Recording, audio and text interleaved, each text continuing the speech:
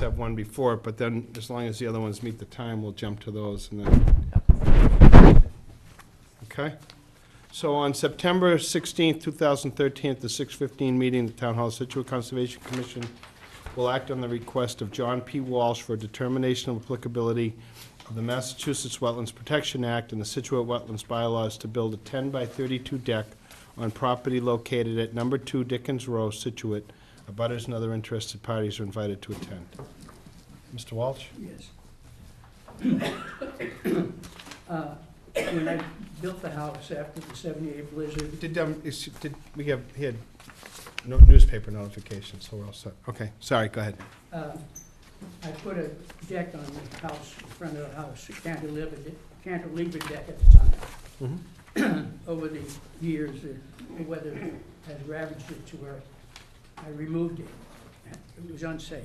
I did that only this week, removed the deck. My intention is to build a new deck, a double deck, both at the first living level and at the same upper level that the original deck had been. But in this instance, I will require posting on the ground.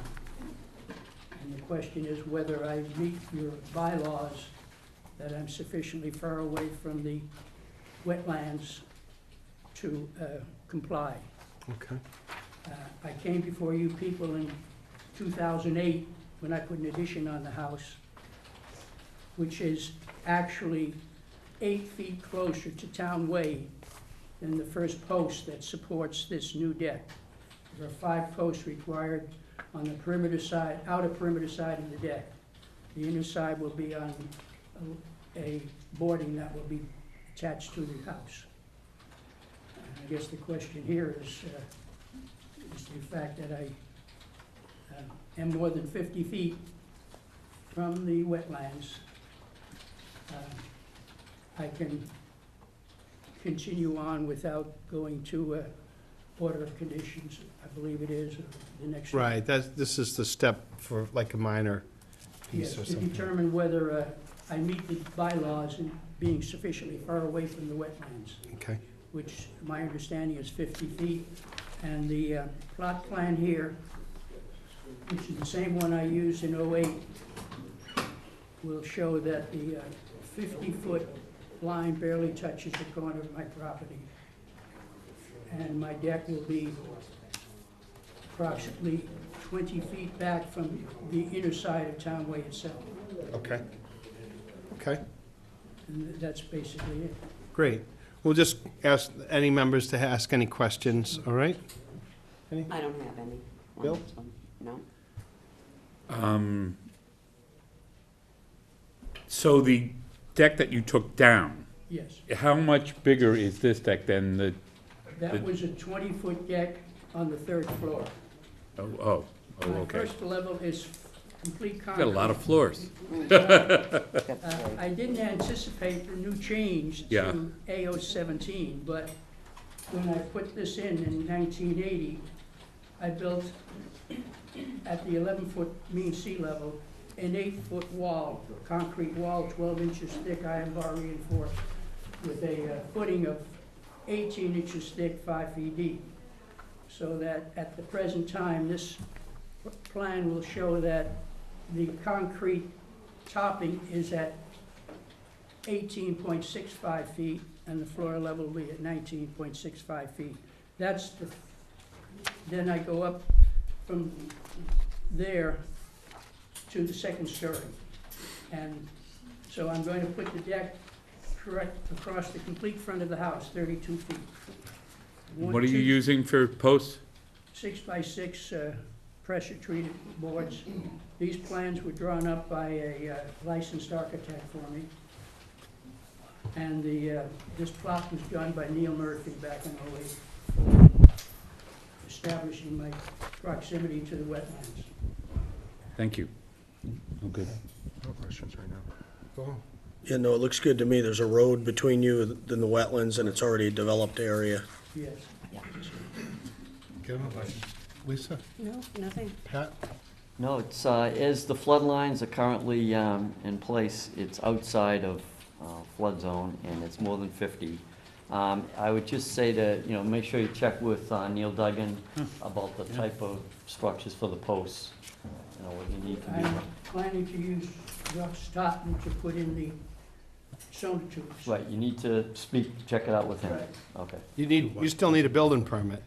Yes, I have, well, I needed this before conservation That's right. sign off Right. for the building. Right. Yep. I've already put an application in with Neil Duggan for approval to go ahead. Sure. Okay. Anybody in the audience that want to speak to this? Okay. A motion? I make a motion for a -3. Second. All in favor? Aye. The negative's good for you. I understand. I had gone by there this morning to reconfirm this. Yeah, but it's kind of light, it's kind of fun to see Using that you. thing up in the corner, right? It's still fun to see your face when we first say it. I was prepared for that. If I wasn't, you would have seen it. Thank you very much. Best of luck. Thank you. Good luck with your project. So the next one on the agenda is Fern Properties, but as I mentioned, that's not gonna open till 7. Oh, yeah, I'm sorry, Adams. Adams at 59 Town Way. Is that a continuance? It's Board of Health. Board of Health Are they, continuance. they still need it? hearing Monday, Oh, all right. So do we wanna put them on for the next meeting, Carol? probably. I make a motion to continue 59 Township Way, Adams, to September 30th at 6:30. Let's try again, because it's just the Board of Health approval. Second. All in favor? Aye. The 641 is also requesting a continuance. Okay, wait a second. But we're not at 6:40 yet, do we wanna Right, wait? well, Yes. Yeah, we have to gotta wait wait. till that Okay. time, yeah. Oh, that's enlarging it down. Okay.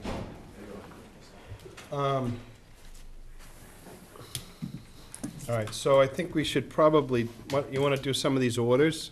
there's, we could do that or some of the enforcement. Okay, There's several that need to be updated on enforcement. okay. Okay, 87 Maple, Town Council wants to visit the site, and we're still waiting for plans from the engineer and from the wetland specialist. We haven't received them yet. So that's gonna go the legal route pretty soon. So does it make sense for town council to go there until we have some more information? I think It's up he to the met town. with the town administrator, and there's several different departments involved in this, and there's zoning issues and there's planning issues, so. Okay, so. all right. That was ordered to Trish, yeah. Yeah. The next two, we've sent out tickets on Ian Vinyl and Gardner, and after 21 days, those both go to the police department for a follow-up if we haven't received the fines. What was the date you sent those tickets? Oh, I don't have it in front of me. It was in... Was it after the last It was meeting? mid-August. No, it was before the last meeting, so we're up to 21 days. Right.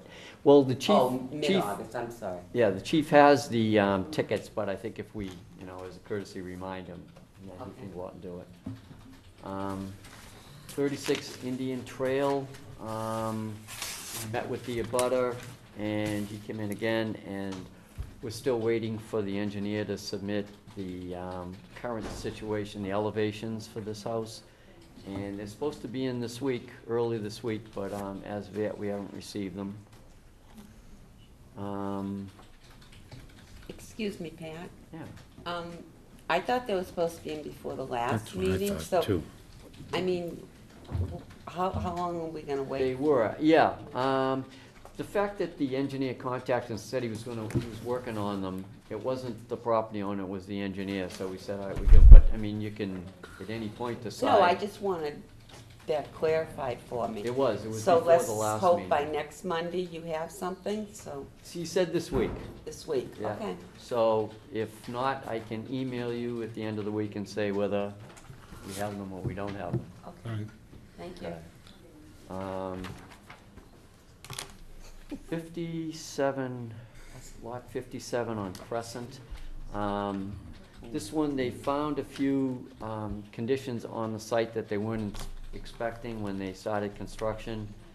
So we have, the former engineer is out of the picture. We have new people working on it, and I think we need to get an update on the stormwater for this one, because there's an abutter who feels his property's being impacted. And there's also a pipe dumping stormwater out onto the beach that, not from this project, from a previous project. So, Public Works wasn't, I don't think they were aware that was going on. So this one we need to get more information on. Okay. There's a whole bunch of files on this from years ago. I don't know. if you guys were around for that. Well, Yeah. for the house above it, two houses up. Yes, yep. Info needed, okay. Okay, 242 Central Ave, a letter was sent in early August, mid-August, and we haven't heard from that property owner. It's a lot that there are plans for a dock out into the river.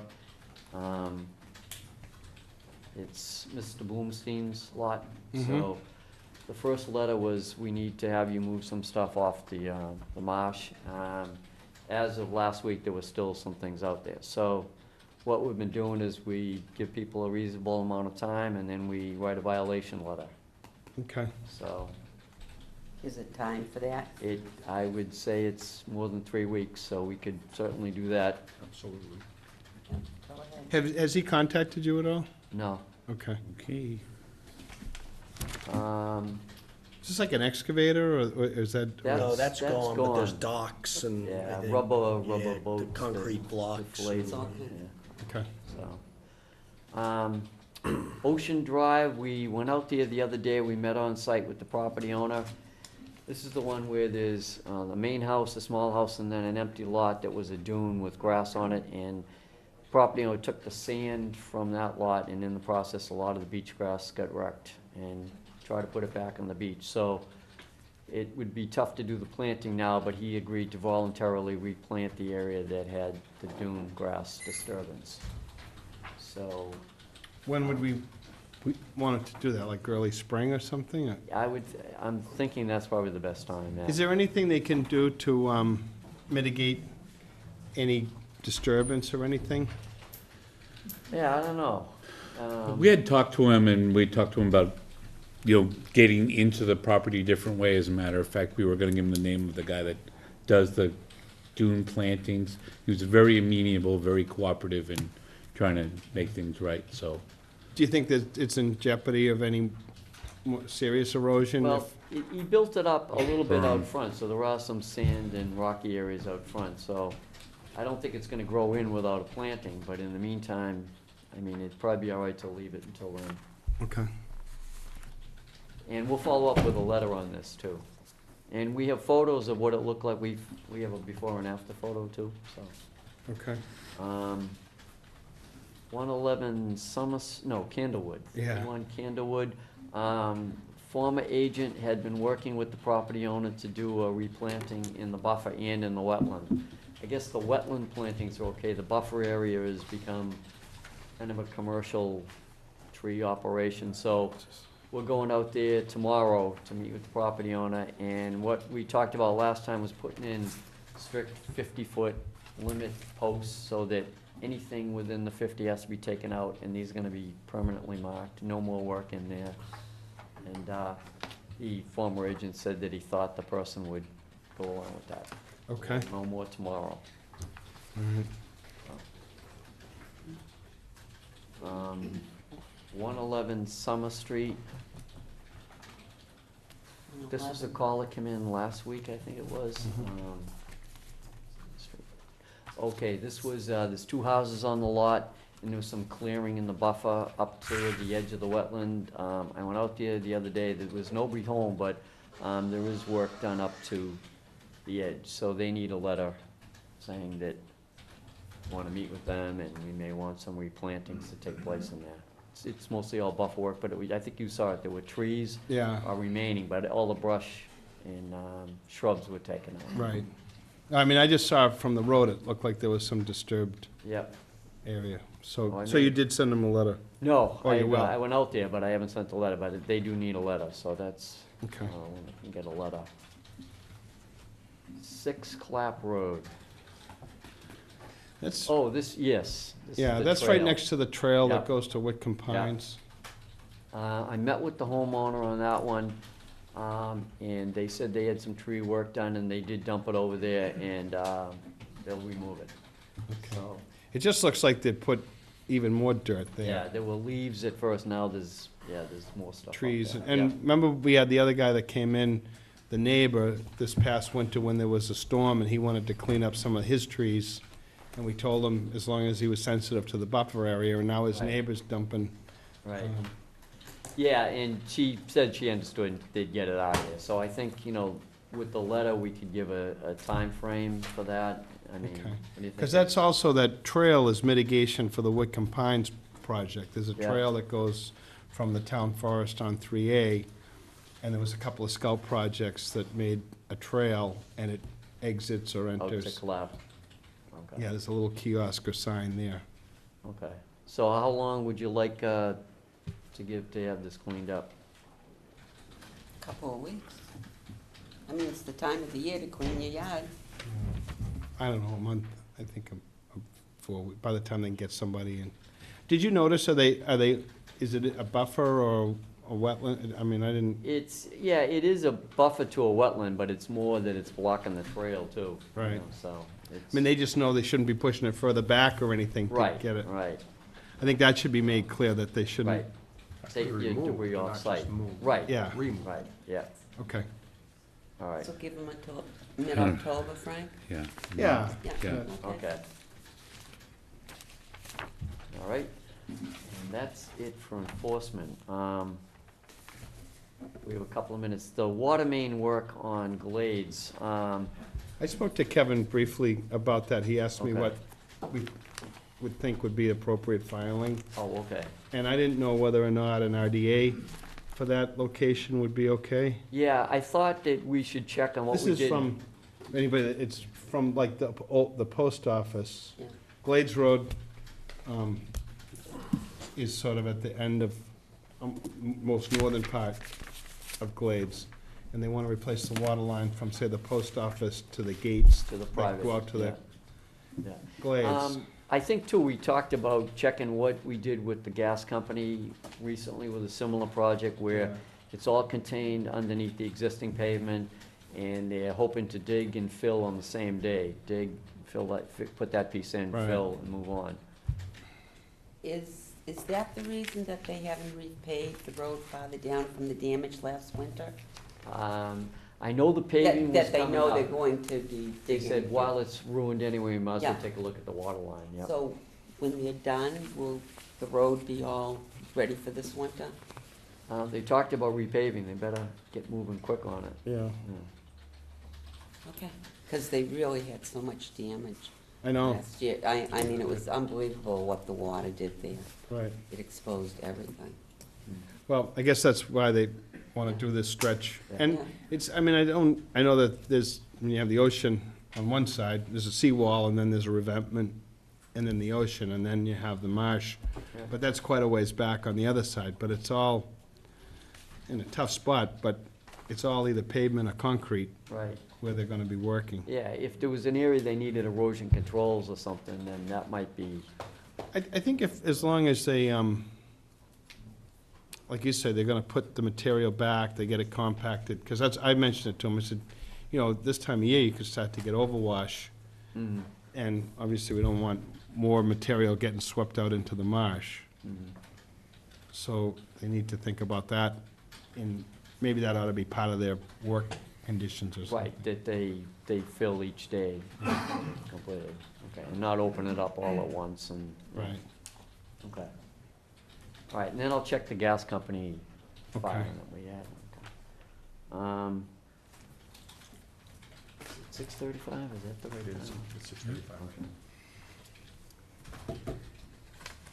you wanna jump back to, to Clark? Yeah. Okay. Clark on Central Ave, this is continued.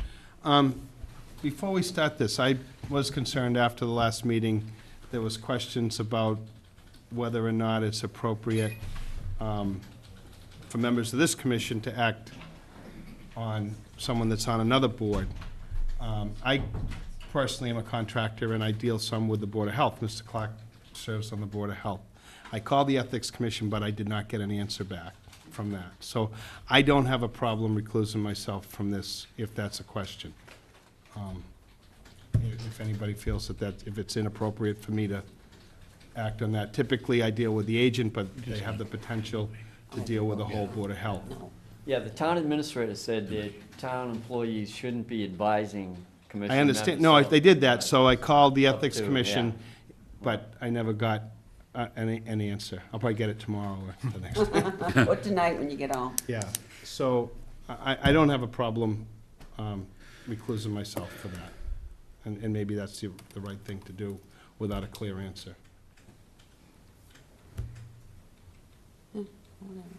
When I was talking in front of the planning board, I talked to Patricia about it. She said as long as I identified myself and said that I was speaking in this role, not that role, she said it was all right, but I guess it's a little different. So, I think more of yeah. my concern is because I may, in my Right, work, right. deal with the Board of Health, and Right. that was brought up the other night, and so I think it's a legitimate question. I wish I had an answer, but, so, So Pat, have we gotten any of the paperwork in?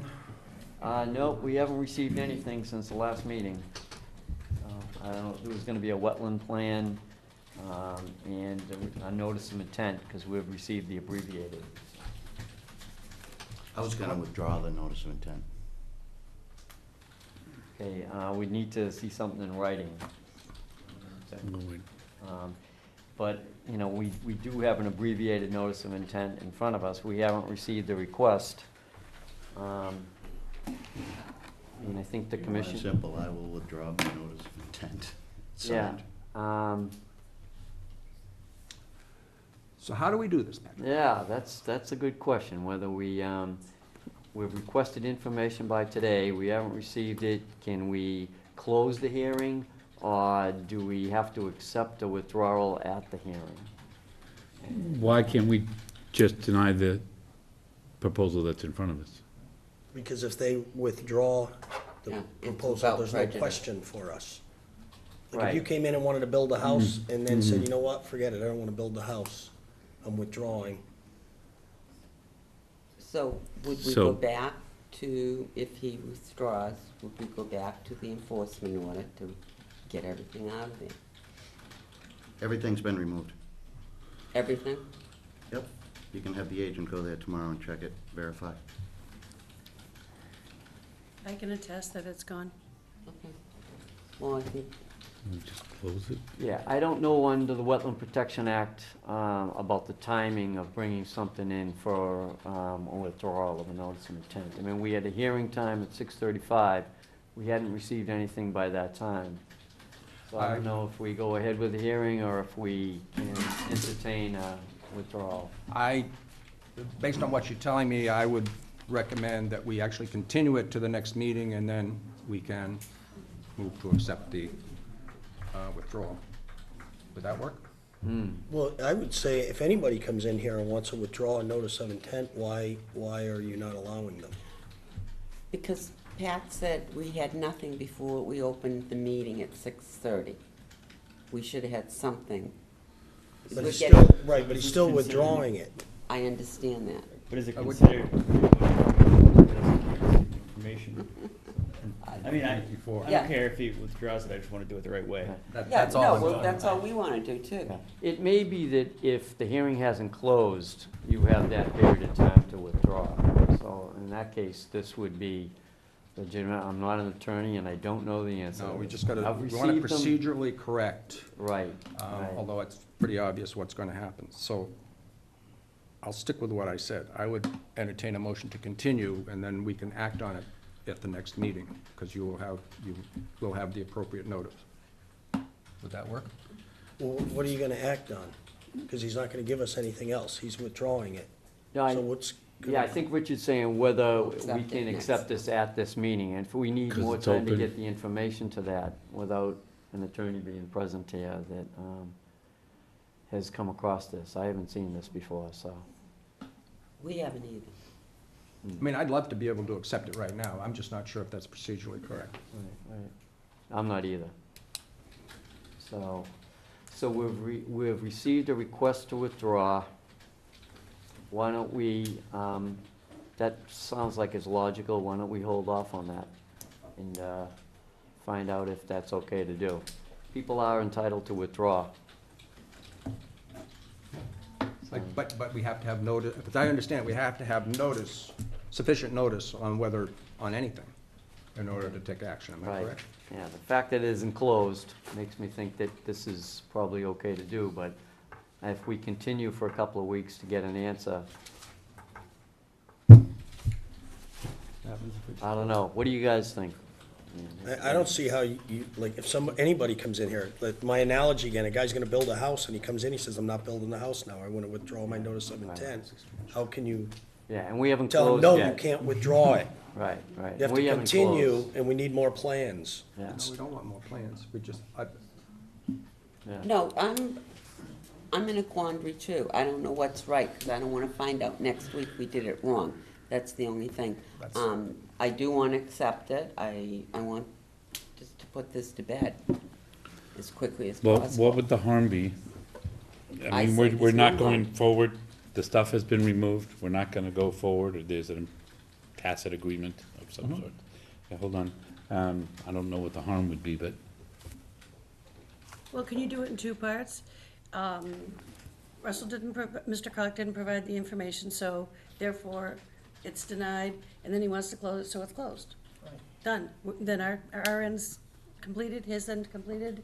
it's not Would that closed, work? it's withdrawn. That's denying and withdrawing. Denying, he's are two withdrawing, different he doesn't things. even want an You answer can't do from you. that. He wants to withdraw, he wants out of the fight. He doesn't. I was just thinking the denial would close out No, whatever but we have he on ours. wants, if he Wants to withdraw. removes He doesn't want an it's answer from without you. prejudice, he can bring this up again. If we deny it, then he has What the do you mean, denial George, in here? against him. So he has a right Right. to just withdraw the whole thing. Yeah. And so, What, Steve? does Yeah, I Steve- think his timing is okay for withdrawing, because whether it was yesterday or whether it's, before the vote, it's still a withdrawal. And Right, it's not we've new had information, it's a withdrawals. withdrawal, right. Richard, All right. do Right. you wanna ask Yes, Steve? Steve. Stephen probably has the answer. Steve? Yeah, if I could, Steve Bjorklund. I just want to let you know, routinely at the zoning board of appeals in the town of Scituate, there are withdrawals done just like this.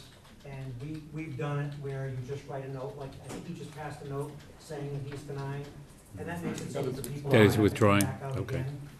Even though it's new information, I understand what you're saying, Richard, about getting it 7 days in advance. Yep. If you wanted to, you could tell the people it's been withdrawn and act on it at the next meeting, or you could act on it now. I think, once the letter is in hand, he can't now come back in and say, oh, no, I want to reopen it again, unless he goes through the process Right. again. Thank you. And you had your hand up, sir? Well, respectfully, that was my question. If it's continued in some fashion, We're accepting a withdrawal. He has he withdrawn. can't come back on some No. continuance. That's No. what we And- just, and- he was Right. just Okay. saying, he can't come back. He would have If he to, starts he would have to again, start from square if one. he starts again, we would get new notification. Yes, Okay, thank you. oh, definitely. All right. So you want to make I a make a motion to motion, accept his withdrawal? I make a motion to accept Mr. Clark's withdrawal of his proposed project. No, I it's second. intent. All in favor? Aye. And we'll note the Thank you, Mr. Clark. exemption. All good, enjoy your evening. Thank you. Thank you. Did you Thank do that you. without prejudice? I will restate the motion. I make a motion to accept the withdrawal without prejudice of Mr. Clark's on his projects. I second. Why can't you rule on the property that's supposed to be under your Tell jurisdiction? him, tell him, For the wetlands just sit him part, down. regardless of what he's Yeah, I drawing. second. We know have a what the second, Richard. property is. We've Yeah, gone through let's the vote. whole This guy's in a- thing There's already a 6 second. times. It's already been Brought voted people on. in here. All in favor? Yeah. All in favor, aye. Right. But procedurally, we can't do that. Yes, you can, No, we because he can't. was supposed to be here he didn't have anything on the 5 different times he's been here. I He's been understand that. slapping you off. Sir. I have been frustrated, but we cannot do that, sir. Sir, hey, But sir, we are, sir. That's it. We the are. item is closed, sir. You don't, Thank you. Did we take a vote? Yeah, we did. Yeah, it's closed, so we're All done. right, move on. Until. I know he's frustrated, I've been frustrated, but give me a break. Thank you, Steve. We got done what they wanted to do. Zoning, yeah, that's, Following that guy out. Roach, Is there somebody else here that, 59 Townsend Road. Yes, we continued it to the next meeting? There can't be an issuance on that? There's no Board of Health? there's no Board of Health. what the hell do they want? Well, they want us to say, but we know what it is, it's a resource area, we know that. Yeah. Everything's gone. What do I they want know, us to do? he doesn't understand, he timing doesn't wise, this worked out understand. okay. We I can know. take some of the other ones before first. Yes. Right. That's too bad, he doesn't understand. Good. Gonna get us- We read 59 Townsend, and Pat made a noted that there was no Board of Health and requested a continuance. They need a Board of Health hearing on Monday, they're getting the hearing. So, Okay, they're coming in on September 30th at 6:30, right, okay. okay. Roach, 232 Central Ave, enlarge a deck. I believe they And is want that the one you requested a This, yep, this will be continuing again. 2 weeks. 2 weeks, I think, Carol, is that? They didn't realize I. Okay. I'll make a motion to continue Roach, 232 Central Ave, September 30th at 6:35. Second. You want to take a vote? All in favor? Aye.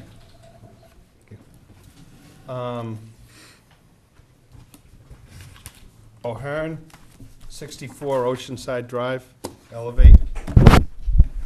On Come on down.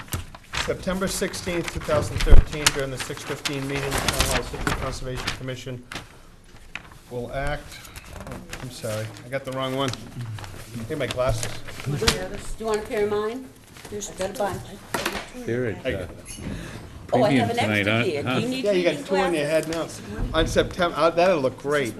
On September 16th, 2013, 6:45 PM meeting, the Situate Conservation Commission will hold a wetlands hearing under Chapter 131, Section 40, General Laws, and Section 30700, Town of Situate Code of Bylaws, regarding the application of Matthew O'Hearn to elevate an existing property located at 64 Oceanside Drive, If he wants Scituate. some. Abutters and other interested parties are invited to attend. You're up. Thank you, Mr. Chairman. Thank you for your time tonight.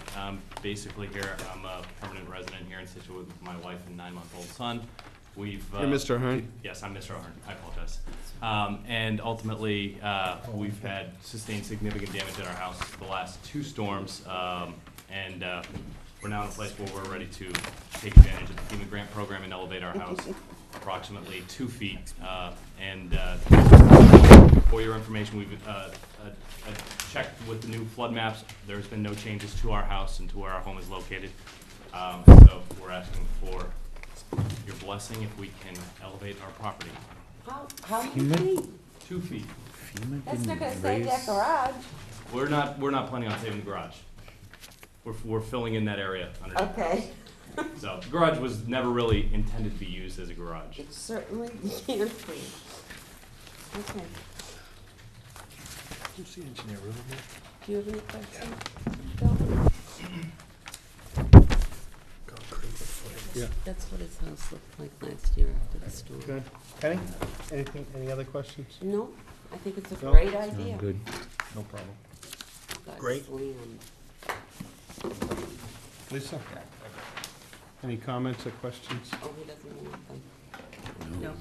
Pat? Yes, So just a standing condition that we're voting on elevating the living structure and nothing else. No work on driveways, porches, or anything like that. Just Nope, all we're doing, ultimately, the driveway currently goes below grade. And that area that's below grade is open on 3 sides of the house. Ultimately, what our plan is to do is to fill that in, and just put crushed stone in place of the driveway. Is this on the side of the seawall? Yes. So is this Yeah. going to? the No, sea- there's no deck or anything to the seawall. Okay, Nope. just elevating, no deck, okay, got it. You confused me a little bit. You're gonna fill in more underneath the house? Yeah, ultimately, because the driveway currently goes below Yes, grade, we're okay. gonna, as we elevate the house, we're gonna fill that in, and it's Just where the To grade. garage to was? grade, Right, exactly. to We're just grade. gonna do That's it to all. I grade. just, Yep. I thought he was talking the whole. Yeah. Okay. Frank, Laura's here too, and she has, I don't know, she has comments on the elevation, or what is that we're issuing tonight. Did you wanna? People who are elevating are really trying to get their houses out of harm's way. I think everybody understands that. And all the ones that are going through the grant program, we're getting them to elevate according to the new flood maps. So that will help them out a lot with any increases in their flood insurance because this new map designation. Yeah, that, you said your property did not get changed in the new FEMA maps? No. Hey, is this part of the grant program? Yeah. Yes, it is. Oh, good. That's great. I think we've already had a couple, and we've tried to move them along. We appreciate all your work. It's a lot of effort, that's for sure.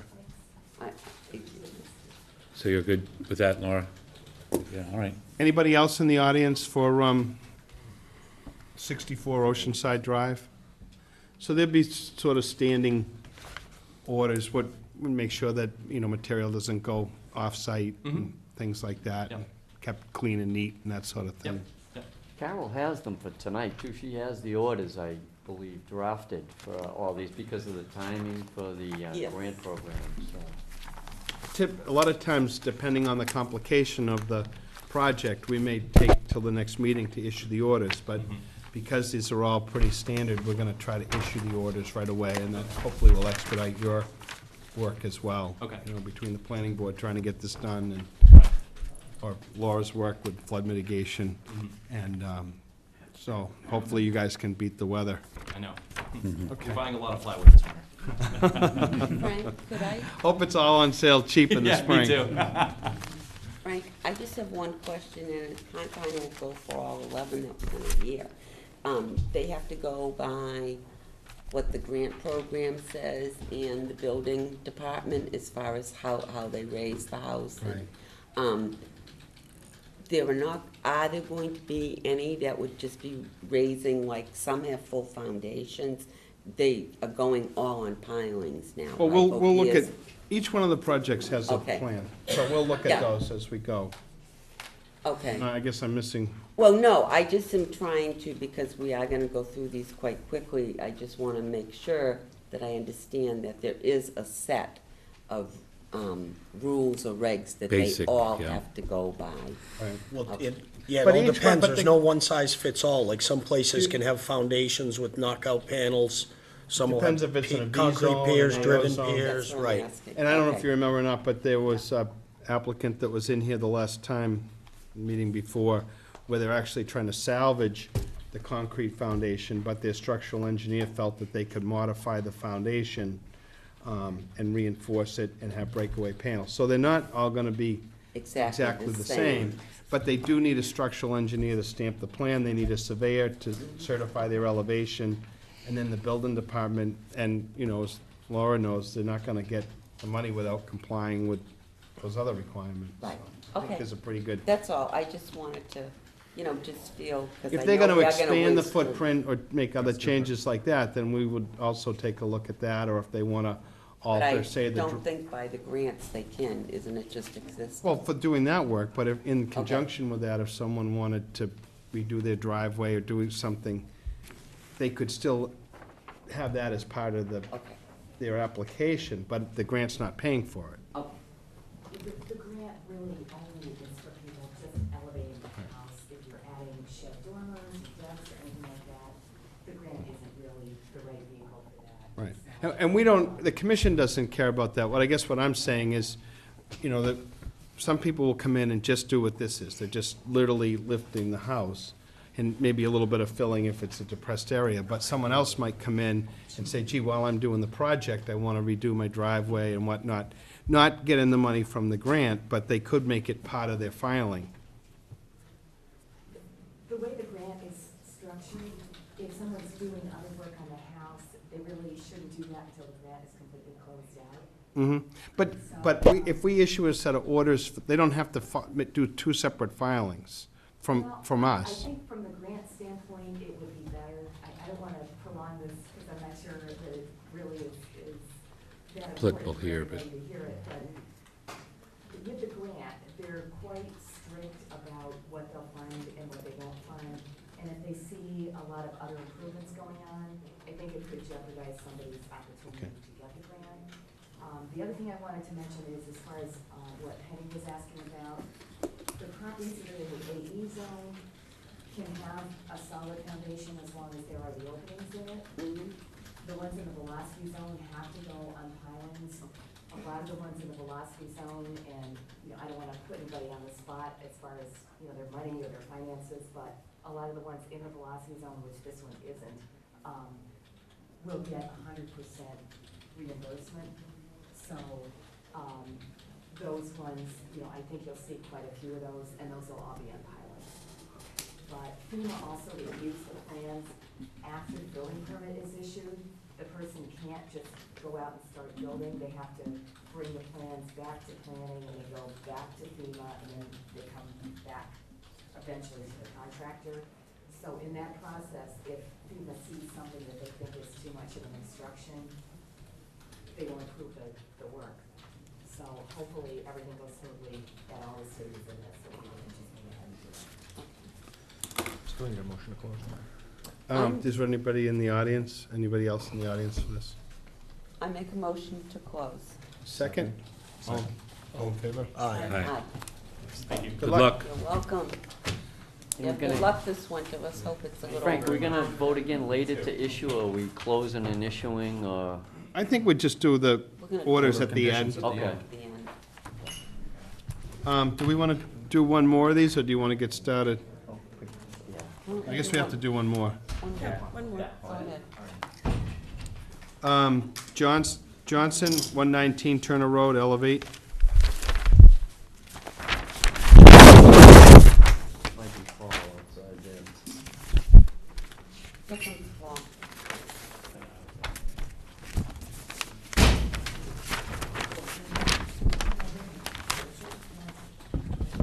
Johnson?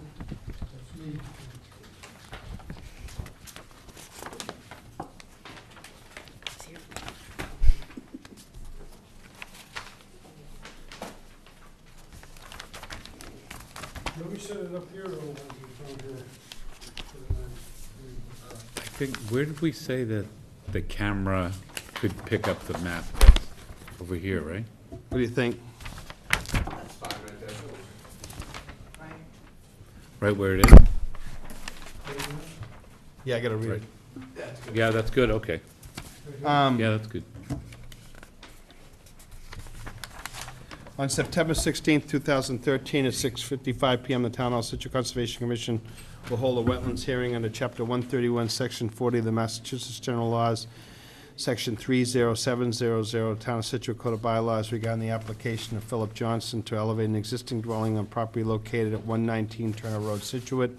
Abutters and other interested parties are invited to attend. Thank you, Mr. Chairman. The owner of the property, Mr. Johnson, has owned the property for 20 or 30 years, and what he's proposing to do was to elevate the house in accordance with the preliminary FEMA maps. His house is outlined in orange here, he's at 119 Turner Road. The first floor of the house is an elevation 17.5, and he's proposing to put the top of the piles at 21.2. Which means the first floor would be about elevation 23 or roughly 4 feet above the existing house. And this is to comply with the FEMA requirements for insurance purposes. There are structural plans you can file that were prepared for this. The plan is to pick the house up and work underneath it, because there's no available room on either side of it to work. So this house was rebuilt, I believe, after the '78 storm, but it no longer complies with the FEMA requirements, and so he's looking to elevate it with some funds from the federal government, and that's the reason for the application.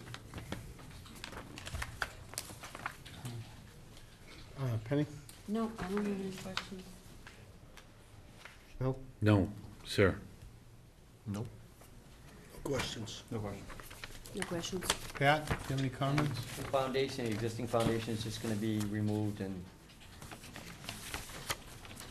This one, Paul, though, the only thing I noticed, we're talking about these decks going right to the seawall. And our concern was that in the future, when the town goes to repair these seawalls, how are they gonna deal with that? The DPW has requested that. I did have a discussion with the building inspector about that. He's concerned that maybe we don't have total discretion about telling people to do that. But just wonder if there's a way that we can come up with something to where, I don't know, what's, like, yeah, there's probably gonna need to be some kind of a look at the regulations and some change on that, so that we can accommodate what building and what DPW needs. But for this project, we wouldn't be, affirming the deck or anything, it's just, well, we're the just deck, looking at. all of that's on this plan. Right, but I think our conditions are stating that for this hearing, we're just looking at the living space being raised, we're not getting into it. I mean, the way we worded it in the conditions last time was, they may want a deck, but that's not part of this process.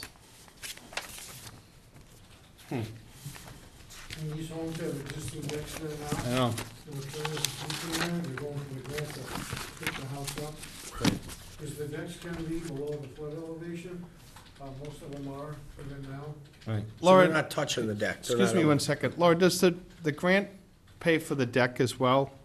If it's an existing deck, Then, so whatever is there can be elevated, or a new one could be constructed? not a new one couldn't be constructed, but there's one there and it's got to be elevated, that's okay. Okay. So this, to me, this is saying it's an existing deck. Yeah, it says existing. And so you're saying to me that's not a new deck? It's an existing deck that they're gonna elevate? Yeah, this is an open deck, on the ocean side of the house. And they're not gonna rebuild that deck? They're gonna lift the existing deck?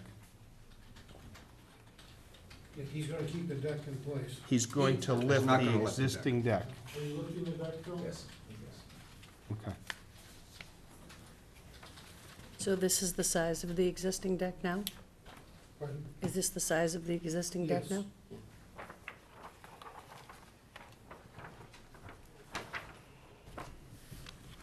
But there'll be new piers and footings and stuff underneath that existing They're deck? either new, or if they're wood, they would extend them. I think on one of those, they're gonna extend the piers. Yes, those piers under there are sufficient, we just don't extend the height of them. Well, the plan that I'm looking at is showing 2 continuous footings with new piers. Under the deck, That's actually existing under that oceanside deck. Okay.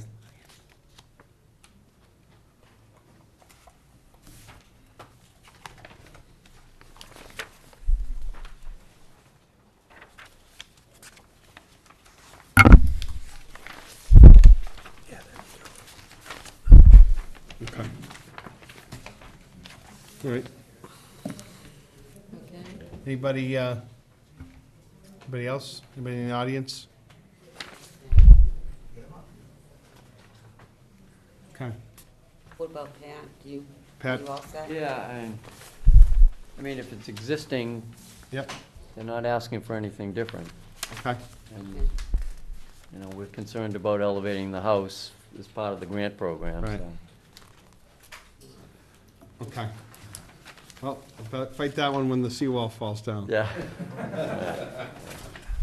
Okay. I make a motion to close. Second. Second. Laura, have you had any of those discussions with Neil or Al or Kevin about their concerns about the decks? I think, particularly where the deck is at grade, or unit grade, they can use that grade and efficiency. Right, I mean, that just happened, And I think they'd like to get at least an easement to, right, somehow work in there. okay. We have a vote on the floor. I think, once again, that's what they all wanted us to work with them this winter, to get ready for town meeting, Right, to change the okay, zoning all right. on that. So we close? Yes. Should we close? No, we Yeah, need a vote. Second, but we haven't. All in favor? Aye. Thank you. Good luck. Good luck with your project. Yeah, I know, yeah.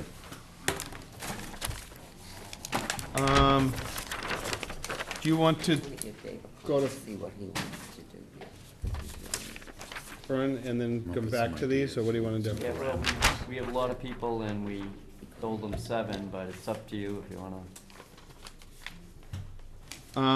Are all the rest of these elevations? Yes. Yep, they're all elevations. Why don't we just keep going? Okay. Oh, somebody. Sorelli, Prairie. that's awful, sorry. 139. And I got Paul's glasses on.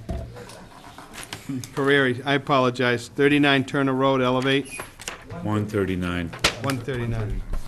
I don't think those glasses are helping. Seeing eye dog. On September 16th. He's good with plans, though. 2005, Town Hall, the Situate Conservation Commission will hold a wetlands hearing under Chapter 131, Section 40, Massachusetts General Laws, and Section 30700, Town of Situate Code of Bylaws regarding the application of Leonard V.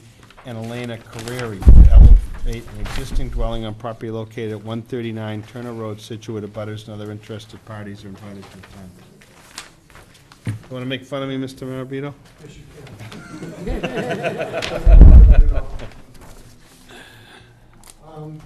The owner of the existing dwelling at 139 Turner Road, what he's proposing to do is to elevate the house in accordance with the preliminary FEMA flood maps.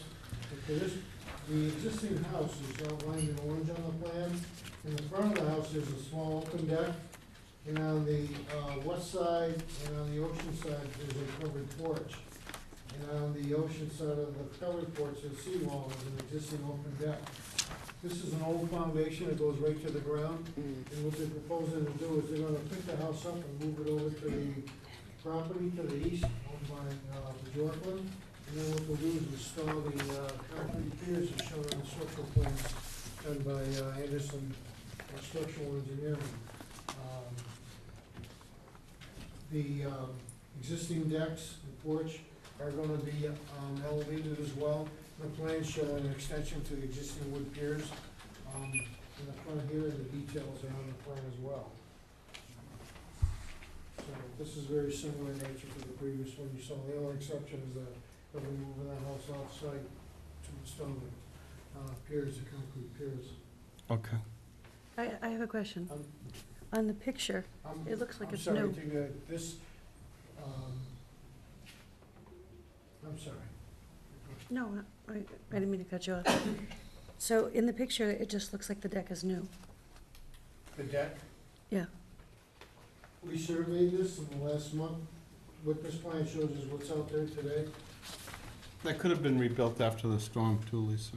Oh, okay. All right. I was just asking. It's been repaired. Okay. Now let's try to go through the order here. Penny? I'm all set. Bill? So the perimeter of the house is staying the same? Exactly. It's just going up? Yep, okay, Stays the great. same. Super, thanks. And we have located what we'll do. So this isn't concrete. Yeah, it's nice to have an There's open no piles. lot beside you to do that. It's convenient. What's that? What we'll do is stake the piles in the house, so it goes back in the same location, so it doesn't shorten the setbacks up to the property lines. Okay. No questions. No questions. Kevin? Lisa, you already got yours. Yes, I have. No questions. Pat? The only question I had, it looks like the lot to the right is all sand. It's not vegetated to the, if there were vegetation there, there'd be some kind of replanting, but it looks like it in these pictures It is here. sand, yeah. It's all sand, so to move it there, you're not gonna be disturbing it. No, Okay. he's gonna pick the house up and move it on. put it- And all the concrete foundations there is coming out. That's all going. Okay. Yeah, the only thing they should do, Paul, is like regrade, or, you know, sometimes to do those, when you're moving that, you're gonna put cribbing and stuff, so they're gonna have to disturb that area a little bit, and that's a good point, Pat. If that was vegetated, we'd have to think about that. There's a little in front, but that's about it. Okay. Anybody in the audience? Mr. Bjorklund? Yeah, I have the empty lot next to it, and they're right, there's like one shrub way up near the street, which isn't gonna get affected. Every time the water comes over on that lot, it regrades itself anyways, comes out beautiful after the waves come onto it. And we'll have some type of an agreement for them to move the house over there as long as they have to. Okay. Great. Get them up. Yeah. That's all, get them up, get them safe. Thank you. Okay. I make a motion to close. Second. All in favor? Aye. Thank you.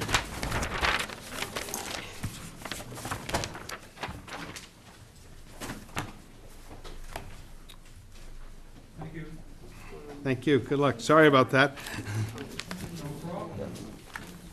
All right, well, it's 7:12. You wanna push it? What do you want to do? One more.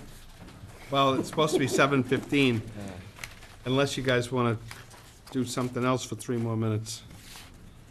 Well, so we have to,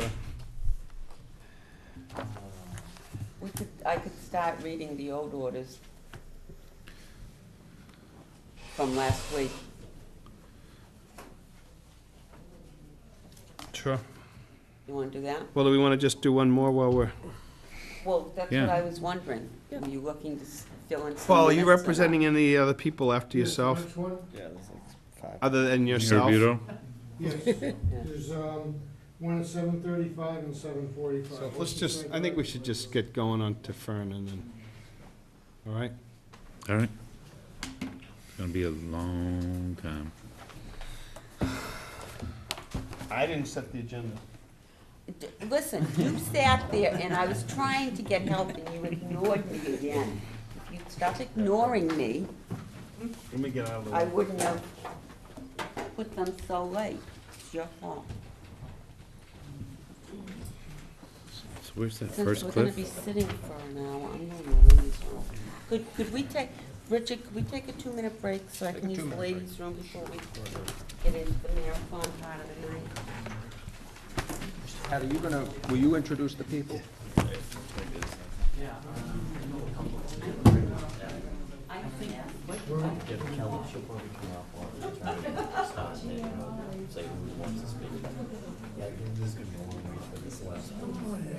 Yeah. We should. What happened was when this got continued, we didn't have any of these elevations because they all came in like this. So it continued, but I think we gotta be careful.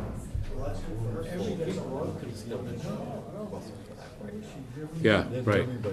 Should have seen that coming. That was because I didn't convenient see to that it have was empty. you I should have seen about. it coming. Well, I was gonna say, sorry to chime in like No, that. when I saw you, I said he probably has some good answers. Oh, that's, it was perfect. Thank you for your help on that. When he, yeah. Not that I know what I'm doing. If you see me give a little wave, I still be think I on, have an yeah. answer that'll save time. So if it comes back, you won't hear like that guy ranting and raving. Yeah, they wanted it denied, but they got what they wanted. There's nothing gonna be. It was perfect. Yeah. It's all been removed, and there's nothing there. Exactly. And if something goes there, then it starts again.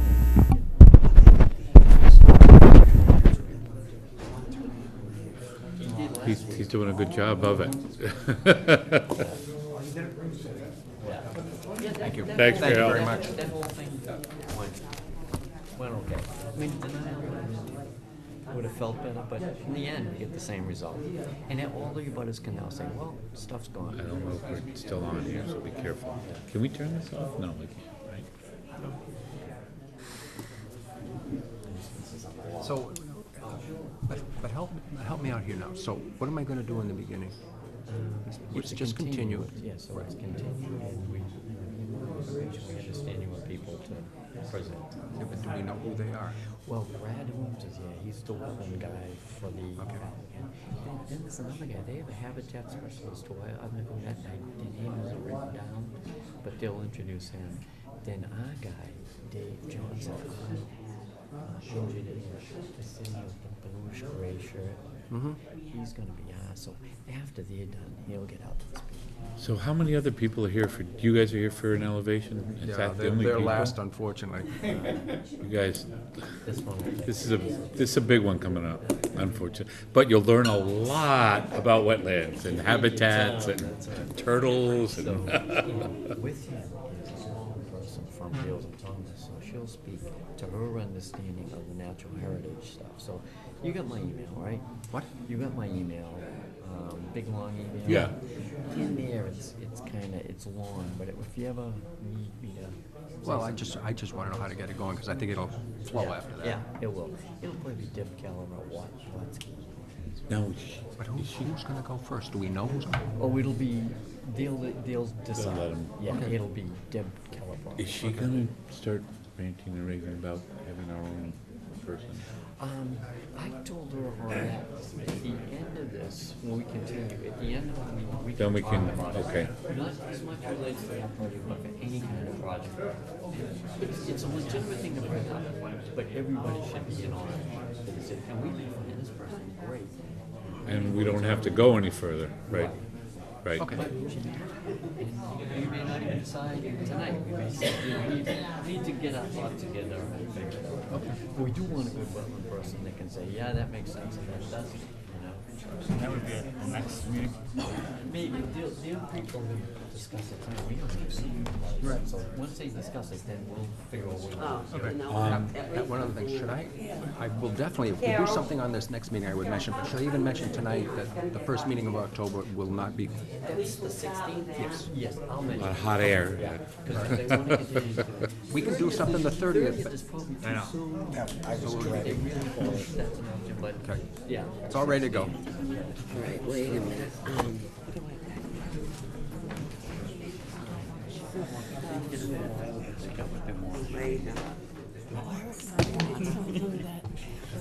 We ready to go? Yeah, we,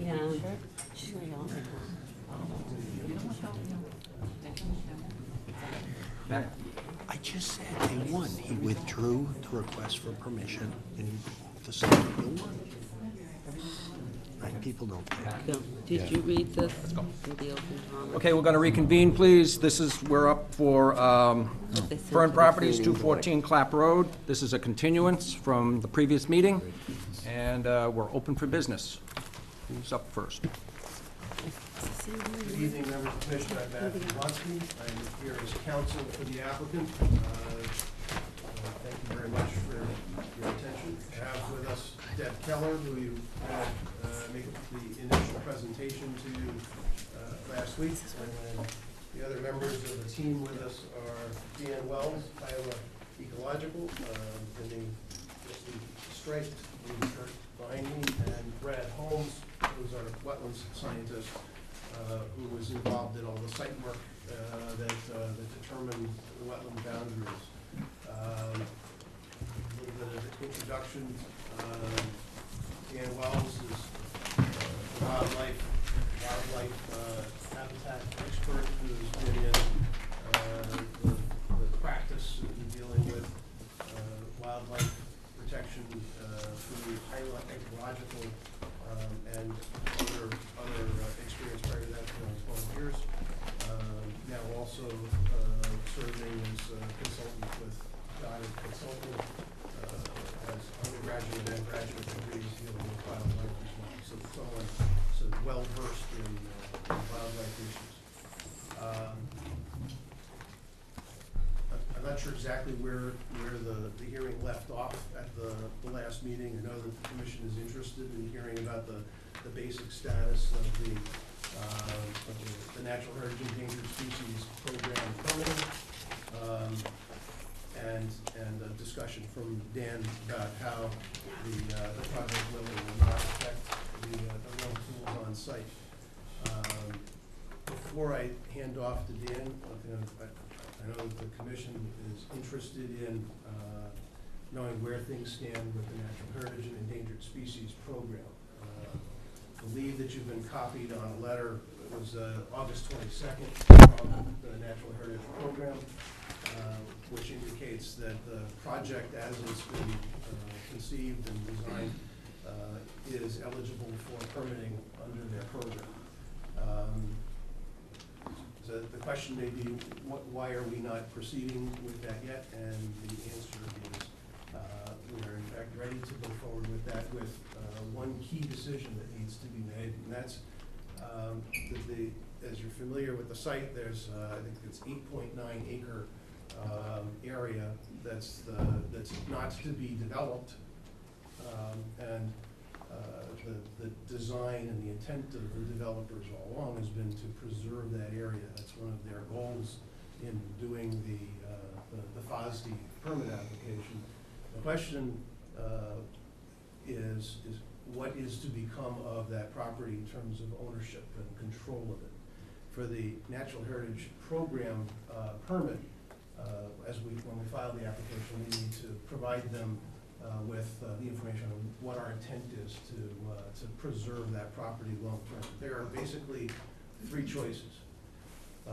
We can retain ownership of the parcel, perhaps in the homeowners association, but impose a conservation restriction on it that would be accepted by the Conservation Commission and endorsed by the Secretary of Environmental Affairs. Second option would be to actually convey the property to a real estate conservation trust of some sort. We have one here in town. There could be others. And the third option is to actually convey it to the town through the Conservation Commission under Chapter 40, Section 8C, the Commission's authority to accept conservation land. So one of the things that we're looking for guidance from the Commission on, your input as we're making decisions of which way to go, is which of those would your preference be? So I don't know if you're prepared at this early point in the hearing tonight to talk about that, but that is one of the things that we'll be looking for your guidance on. Okay, and it certainly would be something that we would want to discuss in the future. Understood. So with that, so Deb, were there specific sort of tweaks to the stormwater management that you wanted to discuss before we hand off to Brad and for Ann regarding flows across the site and how it affects the vernal pool itself as opposed to the buffers? Sure. Deborah Keller with Mackenzie Engineering. Again, Beals and Thomas was hired to review the plans, including stormwater. We did receive a letter, I believe you had a copy of it as well for the record. And reviewing some of the comments, some of the changes that we're looking into and will provide on the subsequent revised plan. Yeah, thank you.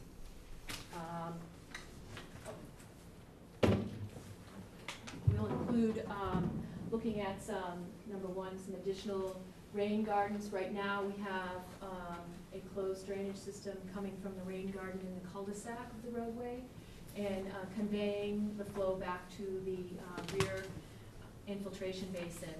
What we'd like to do, and Beals and Thomas was looking for some added rain gardens along here to sort of break that up and maybe eliminate some of that closed drainage.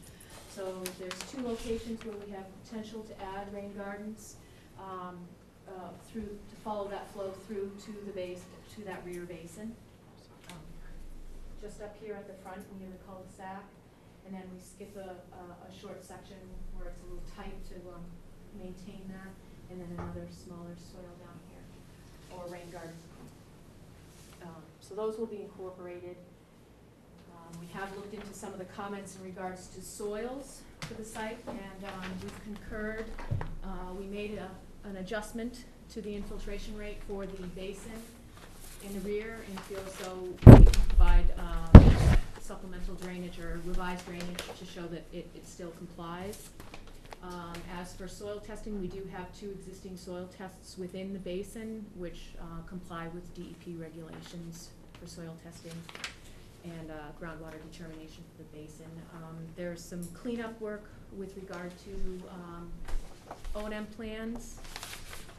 Trying to think if there was anything else with regard to the rain garden. I think the main thing was seeing if we could incorporate some additional rain gardens in that flow path to the rear basin. Good. And so, what we would expect is that prior to the next commission hearing, and we're expecting that we'll continue tonight to another meeting, prior to the next meeting, we'll have further study done of the rain garden designs, select that, prepare a detailed plan, and submit it to the commission for its review and for your consultant to do the peer review. All right. Richard, can I ask a question? Sure. I just wanted to, I want to make sure I understand. The lighter green, okay? Is that all going to be clear cut? That's what the limit of work or tree line that we're showing here is the maximum extent that we design the drainage for. So we make sure that it's done. What happens when they go and do the individual lots, these could be pulled up depending on how they grade the lots. But from a drainage standpoint, I want to look at the maximum extent so that I make sure that the drainage will work accordingly. But again, the goal would be to maintain as much of a buffer. These, actually 4 or 5 lots here are all graded to be walkouts, so that would reduce the amount of clearing required, as well as allow the opportunity to do some retainage of trees in between houses. Would I interpret your answer to be then, no, it's not clear cut? No. Well, yes, the answer to the question, the way you phrase it would be yes. It's not that, what Deb has shown on the plan is, let's call it the worst case scenario. That's assuming that nobody wanted to save a single tree anywhere on the property, but as a practical matter, the site is being designed, as she said, with the walkouts to the back of the houses, where we fully expect that people will keep trees. So she designed it for the stormwater management purposes, to assume the absolute worst case scenario. Okay. Thank you. Is there a question? Yes, it does answer my question, but my concern is, at what point would I know if it is gonna be clear cut, or if you're gonna leave the trees in the backyard? Yeah, when does that? I mean, that, I'm conservation, so I wanna see as much preserved, even though it is somebody's lot, as I can. So, I mean, that kind of hangs in the air for me, and especially when I look at lot 4 and 5, the tree line is at the, it's at the 120 foot for the vernal pool, and the 250 is our local bylaw. We do have jurisdiction to the 250 of that. So I'm very, very concerned about those, and when I look at that, it's like from the 125 foot buffer zone for the vernal pool to the 250 in those 2 lots. What I see in front of me today, worst case scenario, it's clear cut. You know, so it's just, it's kind of hanging, it's like a big black cloud hanging. As other subdivisions, each individual lot, when the house is sort of defined and graded out, that would have to come back as an individual lot. I don't think they really do. It comes back, I mean, this is a whole project for all 9 houses at this point in time. So, I mean, I won't see you again after we're done with this as a project. So that definitely is a huge concern of mine. And I go over on the other side, where we have the roadway, the roadway. There's an awful lot there. Once again, we're in that, it will be clear cut there for the road. You're not gonna have trees in the middle of the road. And once again, I'm back in my 250, local bylaw buffer zone. So those are two huge things to me right now. Excuse me, Pat, did we not have a similar situation where the trees that were to be saved were eventually specifically marked? Right, under flexible open space, you're looking to have limited tree removal, and I think a lot of it depends on what is needed for wildlife habitat and what the wetland specialists are saying. It may be that they'll give us some guidance as to the best tree line. So this, as Matthew was saying, is the worst case scenario, but you have to use this for figuring stormwater structures. And there could be more trees in which they'd be covered for stormwater, but there could be more trees left on site. Okay. Let's continue to move ahead. Okay. Why don't I follow up on Penny's question, and then I'm gonna hand off to Brad. So, the question about the 125 out to the 250 buffer is one that she's raised. Question is, what is it, what's the function that needs to be protected within that area, or regulated within that area? Recall that we do have a settlement agreement with the commission that set out this basic roadway layout. So there's always been an expectation that the road will be in this location. The question then is, what is the 125 to 250 area? It's actually not in your bylaw. It's something that you created in your regulations. The bylaw gives you jurisdiction over freshwater wetlands, and then areas 100 feet out from freshwater wetlands as land that can be regularly protected. And then question, what is the 125 to 250 area?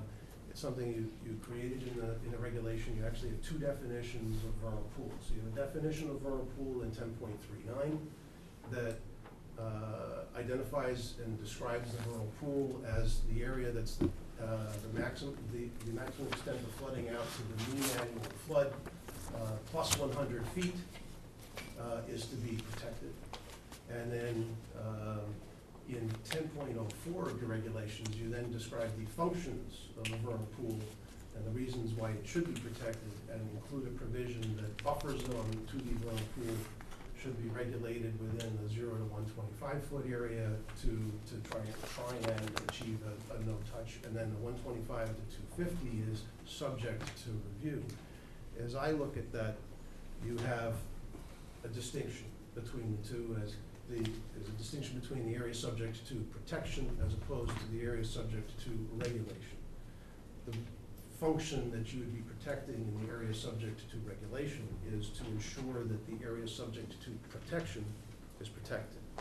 So as we looked at the project, we specifically chose and limited work areas within the 125 to 250 foot area to choose areas that would not cause significant changes in flow patterns, for example, going directly into the vernal pool. So you would have no sedimentation heading towards the vernal pool, or you would have no significant discharges of stormwater going into the vernal pool.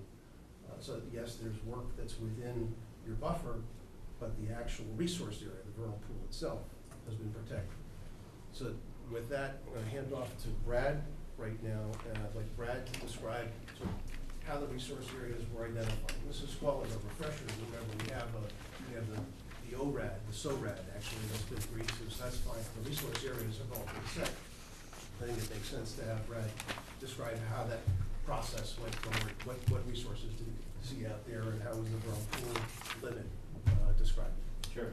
So are you gonna go over again your kind of thesis there on protection versus regulation, and Sorry?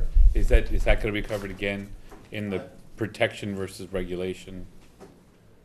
Covered again, you provided to you in writing that. No. I wanna make sure that I have what your perception of it correct. I'd be glad to review it again with you. If you want to do it now, we can do that, or we can have Brad. No, I didn't know if he was gonna do it No, he in won't his, do it, but okay. we can go back. Oh, yeah, I Is can that go right? back to it, yep, no problem. Go ahead, thank you. Sure. because the wetland resource areas have been confirmed through the ORAD, I will give you an overview, and if you have some more questions, you can do that. So you don't spend too much time on something you're already somewhat aware of. We'll work this way through the site. There's a red maple swamp bordering vegetative wetland in this western corner. Then you work your way through the site. In this region, there's a bordering vegetative wetland that comes down through here. And within this wetland system, there's a vernal pool that's located within the interior of the wetland. This vernal pool, I delineated twice. The first delineation was more on where the area pooled, the more of the mean annual high water line of the vernal pool. Paul Shea, the review consultant, conservation agent at the time, didn't agree with that and wanted the maximum extent that you'd see staining, so that we revised the vernal pool flags within this wetland system to that criteria, and that was agreed upon through the ANRAD. As we move through the property, there's a isolated vegetative wetland regulatable under the bylaw. It's not a vernal pool, it's a freshwater isolated wetland. There's another bordering vegetative wetland in this location that has that intermittent stream that runs under Clap Road. And there's an additional wetland across the street off-site. Again, these have been reviewed with the commission during the NRAD process, and if you have any questions additional on the wetlands, I can answer them.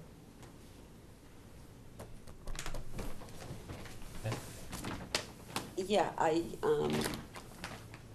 you're not mentioning there is another vernal pool in wetlands on the neighboring property, but the buffer zones do come over onto this property.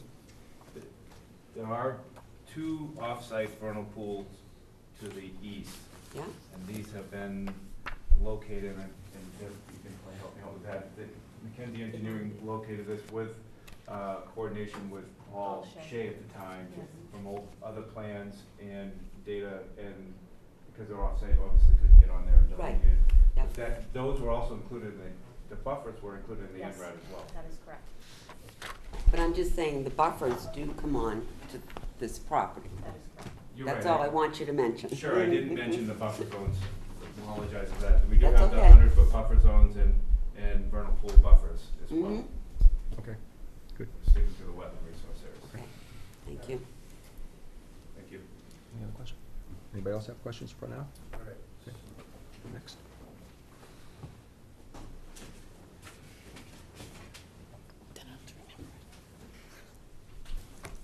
So as Matt mentioned, my name is Dan Wells. I'm with Hyla Ecological Services, and so I have a lot of experience with endangered species in Massachusetts, especially the box turtle. So I brought a couple pictures to show, just so everyone's familiar with what box turtle looks like. I wanted to give you a little bit of basic background on box turtle biology. I just wanted to point out, so a lot of my experience or knowledge about box turtles is from actually doing surveys. And you can see in this picture, there's a radio transmitter that's glued onto the turtle. So I've followed box turtles around, different populations, many of them in this area, Kingston especially, and Marshfield, Holbrook. So I have a lot of kind of firsthand knowledge about the habitat use and requirements of box turtles. So box turtles are not an aquatic turtle. They actually spend most of their time on kind of dry forested or shrubby habitats. So unlike the typical turtles you see basking in ponds, box turtles are very different in their life history. So what they use for their habitat requirements, essentially at this time of year, they're getting ready for their hibernating period. So they're seeking out kind of, usually it's in hilly terrain, but they right about late October, early November, they make a little burrow and cover themselves with leaf litter, and then they're dormant throughout the whole winter. So typically in about early April, once it starts warming up, the turtles get active and they come out of their burrows and they start moving around and feeding again. So they're real active kind of that early period, but then throughout the spring and summer, a lot of them just kind of spread out throughout the woods, especially kind of oak dominated or deciduous woodlands are kind of their preferred habitat, but you'll find them in mixed habitat as well. And so they eat they're omnivorous, they'll eat insects, they'll eat fruit, just about anything. And so some individual turtles will move, as much as a half mile, from their different preferred habitats, but some of the other individuals just kind of stay put within a few hundred feet of kind of their core habitat. So I just wanted to, and also point out the female turtles nest usually it's late May through June, so what they have to do is seek out kind of real sunny, open areas that have well-drained soil, so that's where they lay their eggs. So that's kind of the background behind the species. I created a map that shows, this is the box turtle habitat within the site. So just to take a step back, so the box turtle it's a species of special concern in Massachusetts. So it's regulated by the Mass Endangered Species Act. And so I was first brought into this project back in 2006. At the time it was mapped. There was the four-toed salamander was also mapped for the site. And so what I did was I was asked to do a habitat assessment. So I just want to be clear, I never did a study on the site, but I did I went out to the site and described what the existing habitat is and mapped out where I thought box turtles could use on the site. And so in that report, my conclusion was that essentially the entire site contains one or more of the life history needs of the box turtle. These blue areas are the wetlands. So this is a big red maple swamp. This is the red maple swamp that has a vernal pool in it. And this is the isolated vegetated wetland and this small BVW. But Dan, just to be clear, the areas that are blue, those are not supposed to indicate standing water. It's just a wetland that's vegetated. You have the vernal pool within a portion of that area, right? That's what you just said. Okay. so box turtles, so on this site, box turtles will primarily use the upland forest for overwintering and foraging and sheltering during the year. But they'll also use the wetlands, especially in the real hot times of year. They'll come in and kind of get hydrated and cooled off. This red maple swamp has it's a little bit deeper water, so there's kind of some, if they wanted to come in and actually drink water, whereas this area, these are all pretty dry for most of the year. But they are important habitats. So the one area that we excluded as box turtle habitat is the envelope around the existing residence. So there's manicured lawns, there's the driveways and the buildings. So we don't consider that box turtle habitat. So we've excluded that. So overall, the site contains about 17.6 acres, and so the total box turtle habitat on the site is, so there's 13.4 acres of uplands, and there's almost 3 acres of wetland habitat for box turtles. So that was, as I mentioned, back in 2007, I did my initial habitat assessment. Subsequently, in 2008, the Natural Heritage Program remapped. They came out with new priority habitat maps, and they also removed the four-toed salamander from the endangered species list. So fast forward to this beginning of this year, we checked back in with Natural Heritage just to make sure the box turtle was still mapped, and that was the case. And they verified that no other species are mapped, so it's just the box turtles. The entire site is mapped as priority habitat and estimated habitat. So at that point, since since the project was becoming active again, I contacted Misty Ann Merrill. She's a reviewer for the Natural Heritage Program. And Deb and I worked with Misty Ann. We kind of submitted, you know, the site plan and kind of got her initial, we did what's called a pre-filing consultation. We got her feedback as to if she thought the project was permittable.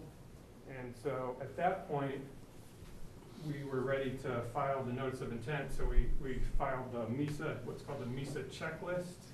And so that was submitted jointly with the notice of intent. So that, when you submit the MISA checklist, you get a determination as to whether your project will cause a take to the box turtle. And so you get a determination under the Wetlands Protection Act and the Mass Endangered Species Act. So we received a letter, which I believe is dated August 22. You have a copy of this letter? So I'll just summarize the highlights of this letter. So under the Wetlands Protection Act, the conclusion was the project will not adversely affect the actual resource area habitat of state protected species. So the project, the commission is free to issue an order of conditions under the Wetlands Protection Act.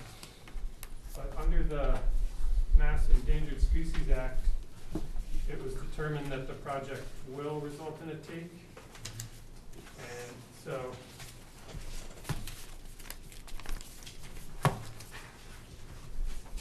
and what a take means is that the project will disrupt the eating, breeding, overwintering, or migratory behaviors of the box turtles. So that was their determination, that this project will require, because it triggers a take, it requires a conservation and management permit. So that's where we are at with and so I'd like to walk you through the calculations of what we need in order to get this conservation permit. Excuse me, Dan, when you say what we need, does that mean basically what we need to mitigate the fact that it's a take? Exactly, yep. So because it's a take, we can't complete the project without this conservation permit. Mm-hmm. So there's specific standards as to what we need, how the project needs to, what we need, the criteria we need to meet in order to get the permit, issuance of the permit. So the first thing is we determined the actual impacts to the species. How many acres of box turtle habitat did we impact? And so it's a little faint on here, but you can, so this area here essentially, it shows up better.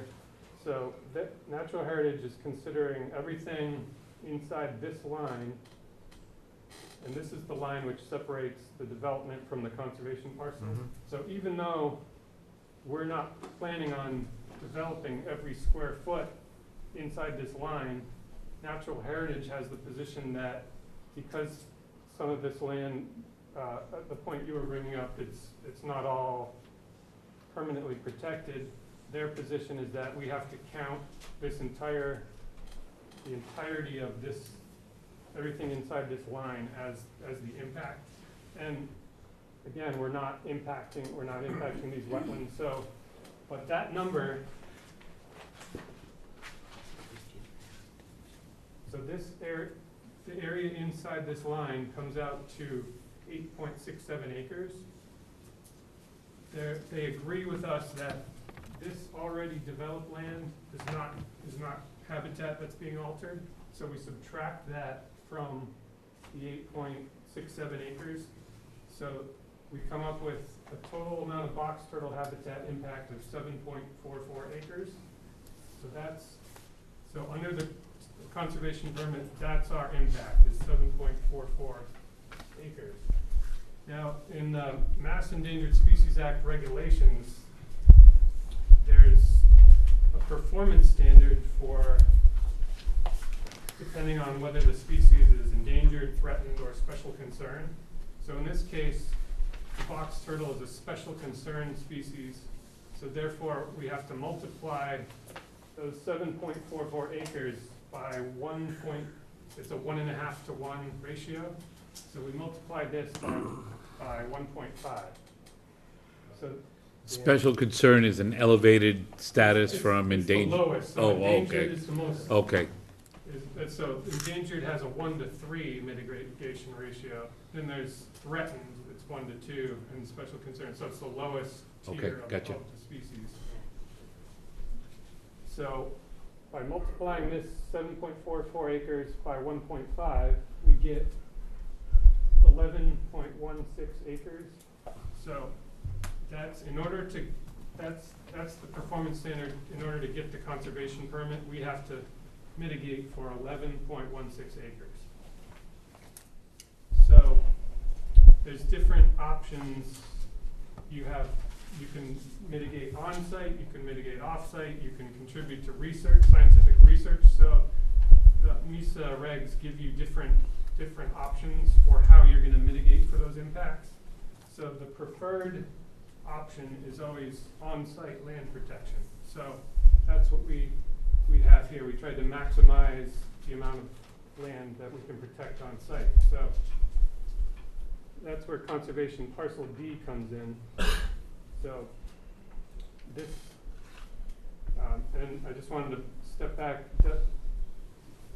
Most of our impact is to upland habitat, but as I mentioned, box turtles will use these wetlands for part of their life history. So they'll give us credit. They'll allow you up to 30% of your compensation can be wetland habitat as long as it's suitable and it's in a good configuration. So they're allowing us to use all of this wetland protection towards our mitigation. So for conservation parcel D, there's 6.13 acres of upland, 2.79 acres of wetland, so that totals 8.92 acres. So this is all going to be permanently protected. And so that's counting towards our net benefit for the conservation permit.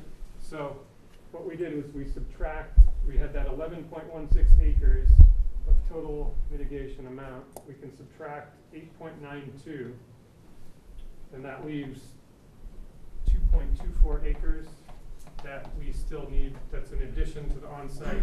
So we have to mitigate for an additional 2.24 acres. So the option Natural Heritage gave us was to pay a mitigation fee into it. So this is brand new. This is just in the last year they've started this program, but it's through the Nature Conservancy.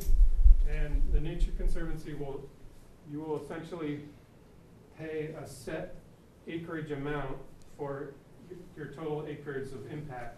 You'll give that to the Nature Conservancy, and they will put it into a box turtle land bank. So of those 2.24 acres, the way Natural Heritage determines your per acre cost is they look at all the recent state land transactions in Scituate and the surrounding towns in the last few years. So they come up with an average per acre cost. And so that was, and this was not us, this was Natural Heritage gave us this information. So that came out to $8,056 per acre. So it was determined that we can take that 2.24 acres, multiply it by 8,056, and that's the amount of mitigation in fee that will be used towards off-site box turtle protection.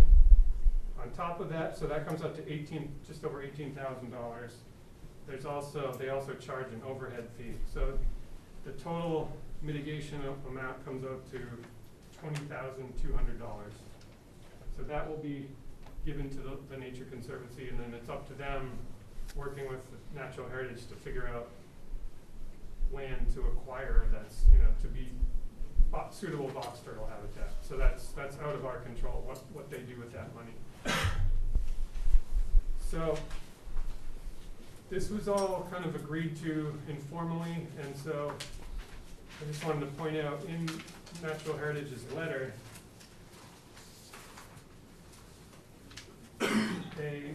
they make the clear point that, I'll just read what it says. It says, based on materials submitted to the division and ongoing consultations between the applicant and the division, it appears that the proposed project will qualify for the issuance of a CMP. So what they're saying is, all of this stuff we've informally agreed to. They know we're gonna pay, as I described, mitigate for those 2.24 acres. We know the cost, so that everybody's good with that. If we do, as long as we do that, they're gonna issue the permit. There's one more component to the permit. So in addition to that, the mitigation, we have to do a turtle protection plan. And so this, once we're ready to start clearing the land, the limit of work has to be sealed off with some kind of a silt fence or a turtle barrier fence. And then a wildlife biologist has to come in and do sweeps. So in case there are any turtles in the work area, we have to spend approximately 2 to 3 days just trying to find them and relocate them. So on top of all the land protection, we're doing that active attempt or effort to any turtles that might be in here to make sure they're safe. So that's the final component of the conservation permit. So as Matt described earlier, it's still not clear what the final mechanism is going to be for the conservation, whether it's going to be a conservation restriction or deeded outright to a land trust. So that's what we can talk about tonight.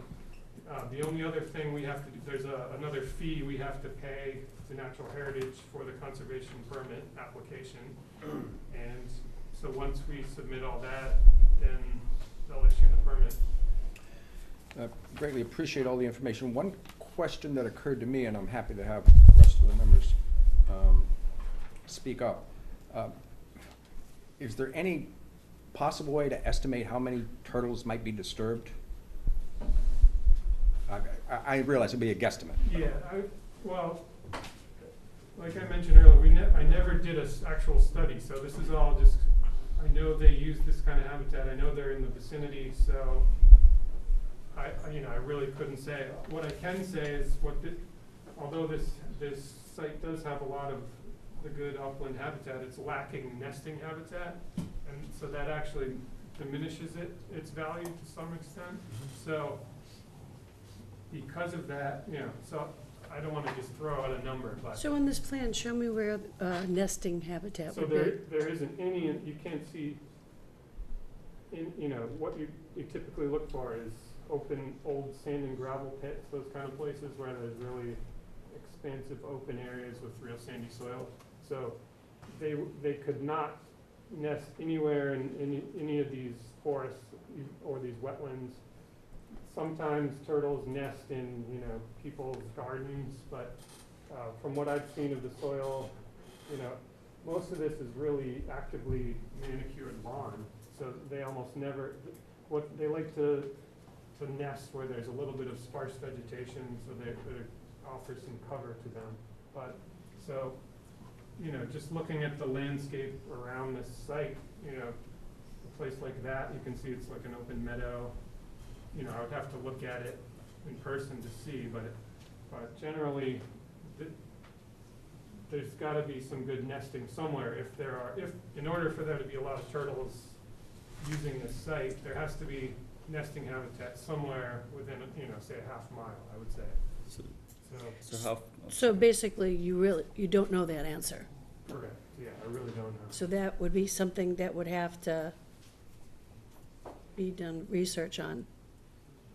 What he's saying is that there's no nesting habitat on this site or in the immediate vicinity of it. Yeah, well, you don't really know. But he if doesn't there know is- that because he hasn't been on the site to determine where they are, correct? It's kind of an unknown at this point? Dan, and you can speak for yourself, Dan has said that he's been on the site and has observed that there is no obvious nesting habitat on the site or in the immediate area. So you walked the entire What he said he site? hasn't done is actually count the turtles. Did you spot some turtles? No, so, just in the 2 times I've walked there, I And didn't. how much of this site have you walked? Well, and to do the habitat assessment back in 2006, 2007, you know, I inspected every, not every square foot of it, but, you know, you key in on all the important features. So I've certainly looked through all the wetlands in detail. I've kind of zigzagged, done transects through the forest itself. Okay, but something that you would have done in 2006, 7 years later, don't you think things have changed since then and probably would have to be redone? Well, I actually was there earlier today, and my opinion is that it's essentially, you know, obviously things have grown up, but I wouldn't, my opinion hasn't changed one bit about what's out there. There's, Sure. you know, I'm saying, you know, it's almost entirely suitable habitat. I'm just saying there's no nesting habitat. So this is, like you said, it's all suitable habitat, mostly uplands. How far, you said we'll travel about a half mile to a nesting site? Is that like a maximum or like a minimum? In my experience radio tracking, some individual females have gone probably from their maximum distance more than that, even approaching 3/4 of a mile, so. That must take a while. Okay, greatly appreciated. Do other board members have questions for Dan? Yeah, it's kind of still going with that one. So, say that this is where they're gonna be living on this site, and they're gonna be traveling to a nesting area. Isn't it almost as big of an impact to protect this area as it would a nesting area? Well, the issue is Natural Heritage is acknowledging we are taking some of their habitat. Right. So they're gonna lose some habitat. Mhm. There's nothing unique about this habitat. This habitat type is abundant, you know, especially to the north. So, I guess, well, I think what he's saying is, if it's from A to B, to go from here to the nesting area, anything disturbed in between is gonna have an impact on the turtles. That's it. sure, so if you look at it from that perspective, there's, down here, this is unsuitable, it's all developed. Yeah. So you wouldn't expect there to be a lot of migration going through here. So that's part of why we came up with this. You know, this configuration is better because, you know, there's more, turtles could migrate through here more so. So this is potentially more valuable than this, even from that perspective. Rich, I Um, have one comment and then. Okay, yeah, we'll finish with the panel, and then we'll have anyone from the audience that wants to ask questions. I'd like to direct Dan to elaborate on something, if I may, before you open it up. Go ahead. Dan, the Natural Heritage Endangered Species Program, you described the permitting process and the number of acres. Most of that area is uplands, right? Can you tell us, is there any area that's actually wetland on the site that is being altered? Is any area of turtle habitat that's wetland, that's being altered by drainage or anything else that's going to adversely affect the turtle habitat? No, I would say absolutely not. You know, from 125-foot setback from the vernal pool in here is certainly going to protect, you know, leave intact a good forested swath surrounding this pool. So you may want to use the plan that Deb had out that actually shows where the buffers are and how they're being protected. So from a perspective, you know, as I mentioned, they're primarily an upland species, but they will use the wetlands. So they will, having this 125-foot buffer, it's going to provide a safe, you know, migratory pathway if they wanted to get into this wetland from any direction except obviously the development side. Down here, this IVW, the habitat, I wouldn't expect box turtles to really use it. The ground is kind of more open and barren, so there's not a lot of cover for them. So, especially from this wetland system, I would say that 125-foot buffer is certainly going to protect the wetland habitat. Thank you. Penny? I know we have studies and we say the turtle is here, and the turtle's there, and the salamander's there, and the salamander's there. 2 years ago, got a call from conservation. This box turtle's going ballistic. It was a half-acre lot, okay, in amongst a development off Stockbridge Road. I got up there. They were clear cutting. The box turtles, there were probably 50 of them in this half-acre wooded lot, houses on each side. They were scattering. They went to the neighbor, they jumped in the pool, which they didn't belong in. Our studies might tell us the turtles should live here. Sometimes we forget to tell the turtles where they're supposed to live. So I'm telling you, there are times when you will have turtles, they will be right in a neighborhood. It happened to be a small half-acre wooded area. And I'm telling you, the equipment ran them over. It was like a massacre. It was sad. It was really pathetic. I happened to be the person that our secretary said, Penny, can you go out there? I don't know what's going on. It was too late. It was too late. So to that point, that's why we're doing that Well, this turtle is what I'm protection telling plan. you. Just because we say they're not supposed to be here, believe me, they do what they want to do. Sure. Dan, could you sort of reemphasize again what goes on before any construction begins, so that? No, I did hear that. We got the I silt did sock hear and that, turtle and I fence and all that. appreciate that. But I'm just telling you, believe me, I bet there's some turtles living next to that house. That's why you do the turtle survey. Is there anyone in the audience that has a question specifically regarding this part of the presentation? Ma'am, would you identify yourself? Hi, Shan Morrissey, 238 Clap Road. I'm just wondering, Dan, the area just north of that V, right, did you explore that area at all? That's a gravel pit. So there are perfect nesting soils there. How far north are you talking? Hold on, Dan. I just want to make sure whoever's serving Yes. this chair. Yes. I just want to make sure you're comfortable having Dan respond directly to questions. Absolutely. Should go all through you, yeah. As long as he is. Well, I'm wondering also if Fields and Thomas, Questions go through the chair. the town's engineer, can address any of these points too. We'll certainly give him the opportunity. And then in terms of that area, I'm sorry, I'll just come over and point. In terms of this area here, and you were talking about no disruption within is this the 125 foot? So this dashed line is 125. Right, but we have a drainage basin going in right here, so that's significant disruption just outside of the line. And also there are other, there are certified vernal pools in the gravel pits that are right up here that aren't marked on this plan. So right north of this is nesting area and more vernal pools. Just Deborah Keller again, just to clarify, we did review all of the certified vernal pools and their locations through the mapping through Natural Heritage.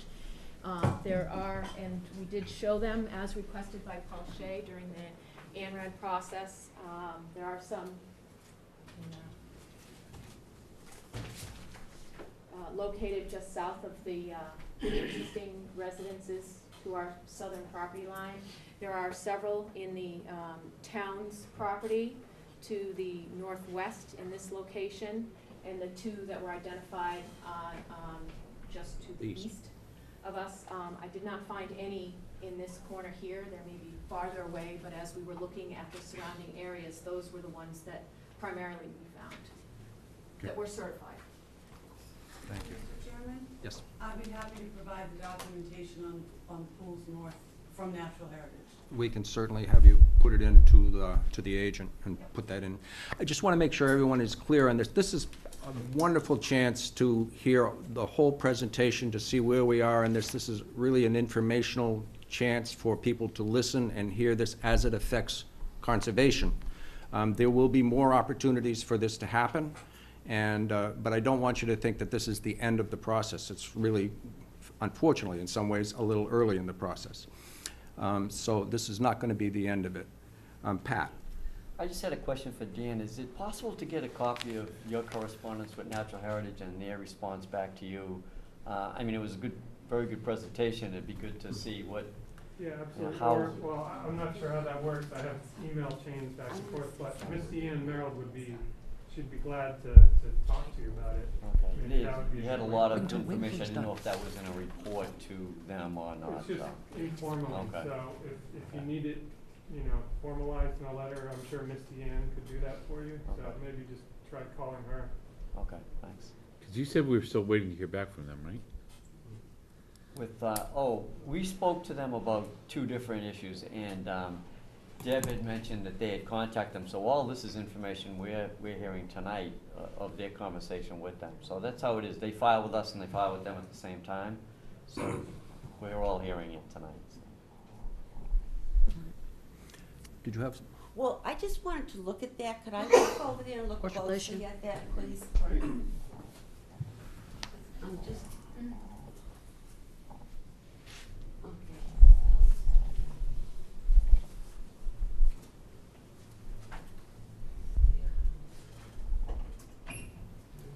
That's a new house, I believe. No, I know, that's what I'm looking at, that's his base plan, which actually on one of your plans is base plan in the wrong spot.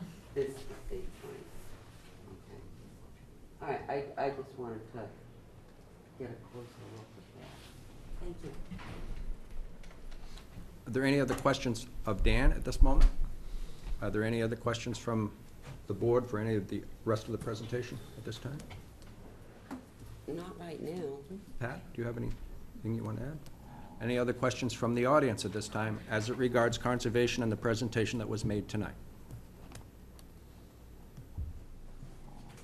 We really appreciate all of the time. I just ask, the Conservation Commission has a consultant to review this. Do they have any piece? Right, that's the next Okay. next two people. Yeah. Also, I'm gonna pass around a sign-up sheet. If you're interested in this hearing, if you could put your name and address on it. An email, An email address? too? email address? I don't know if we'll be emailing people. This is more for the purposes of any type of appeal. I mean, people can contact our office and I by think email.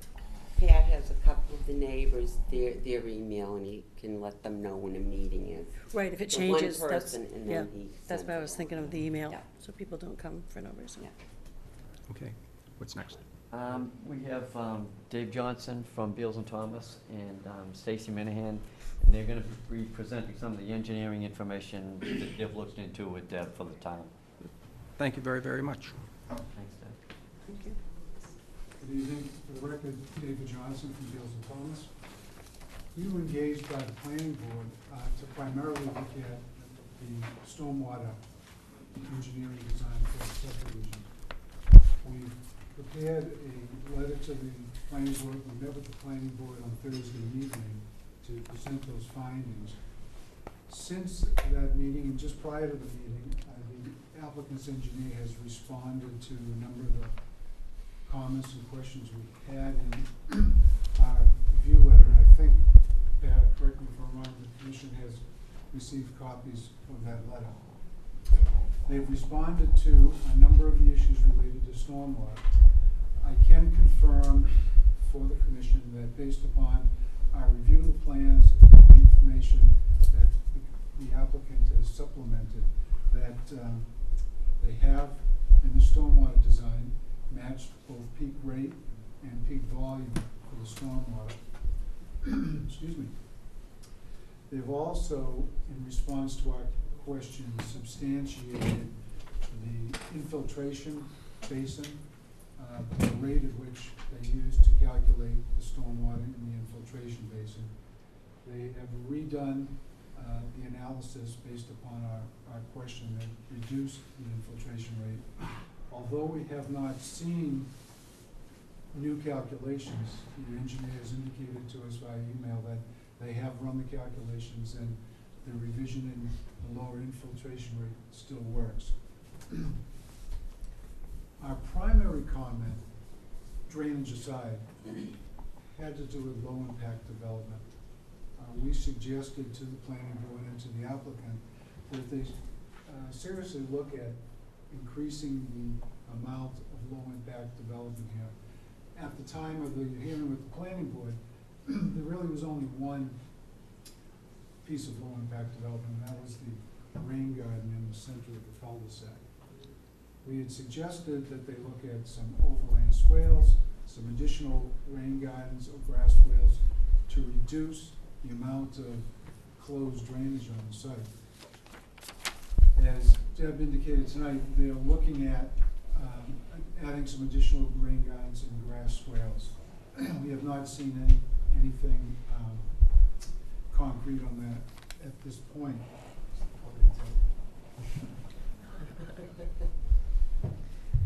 No pun intended. Because they wanted to use plastic pipe. So anyway, the items that still need to be resolved in terms of stormwater, which is our original terms for engagement with the planning board, is that they really need to look at low-impact development. The planning board is very interested, and from what I understand from your agent, that the commission is interested in seeing more LID.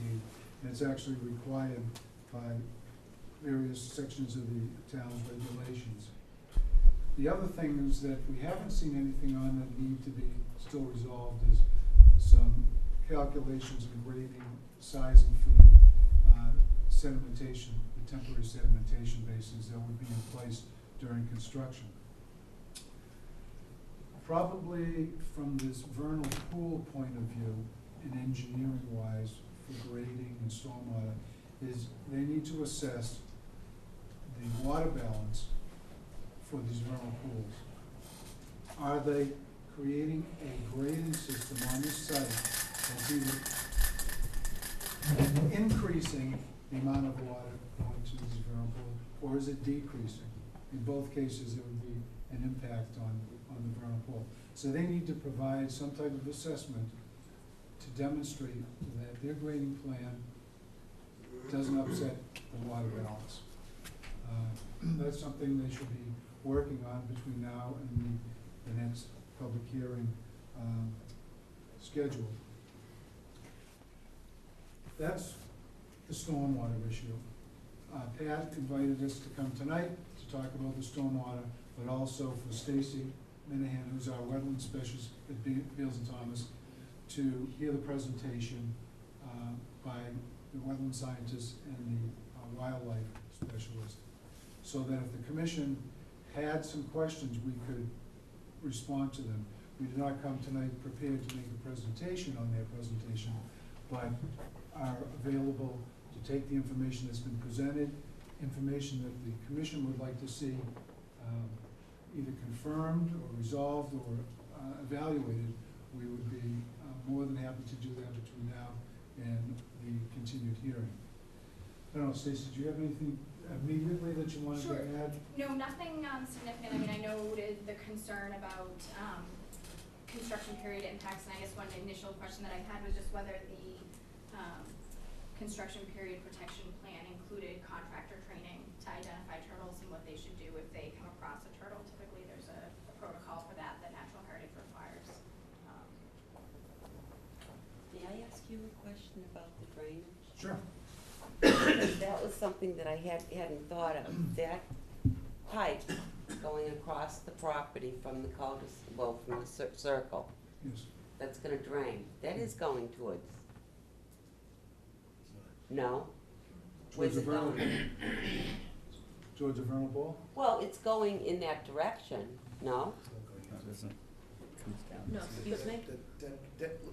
Yeah, could If somebody I'm just answer sure. that for me? Sure, absolutely. The rain garden gets collected right now with a closed drainage that comes and gets directed to the basin. Any discharge out of this basin comes out and flows below the vernal pool, so it's down gradient of this vernal pool. Is that a pipe or not that I'm seeing, the blue line? This dark line here is a walking trail. Oh, a connection. that's to what I see. apologize. I'm No. looking at it as a pipe. Yeah, no. As Dave mentioned, we are working on, Okay. again, looking at trying to eliminate some of that closed drainage or pipe. Okay. And replacing it with rain gardens or grass swales to convey that water to the Okay. basin. The other thing that I think you were gonna look at was the potential for reducing some of this runoff and hopefully reduce the size of the basin by using, roof runoff. Yeah, into- if we could, yes, we'd Given the soil be conditions. looking at that, if possible, yep. So I think a more holistic approach to the whole site needs to be looked at from low-impact development, which would, number one, reduce the size of the basin, and give it a much more natural approach to stormwater management. Pat? I agree with Dave on the low-impact development. We were gonna be talking about the roof dry wells as a possibility. I know there might have been some challenges with the soils, but you're gonna be looking into that. We're gonna be looking into it, as you said, there are some challenges with this.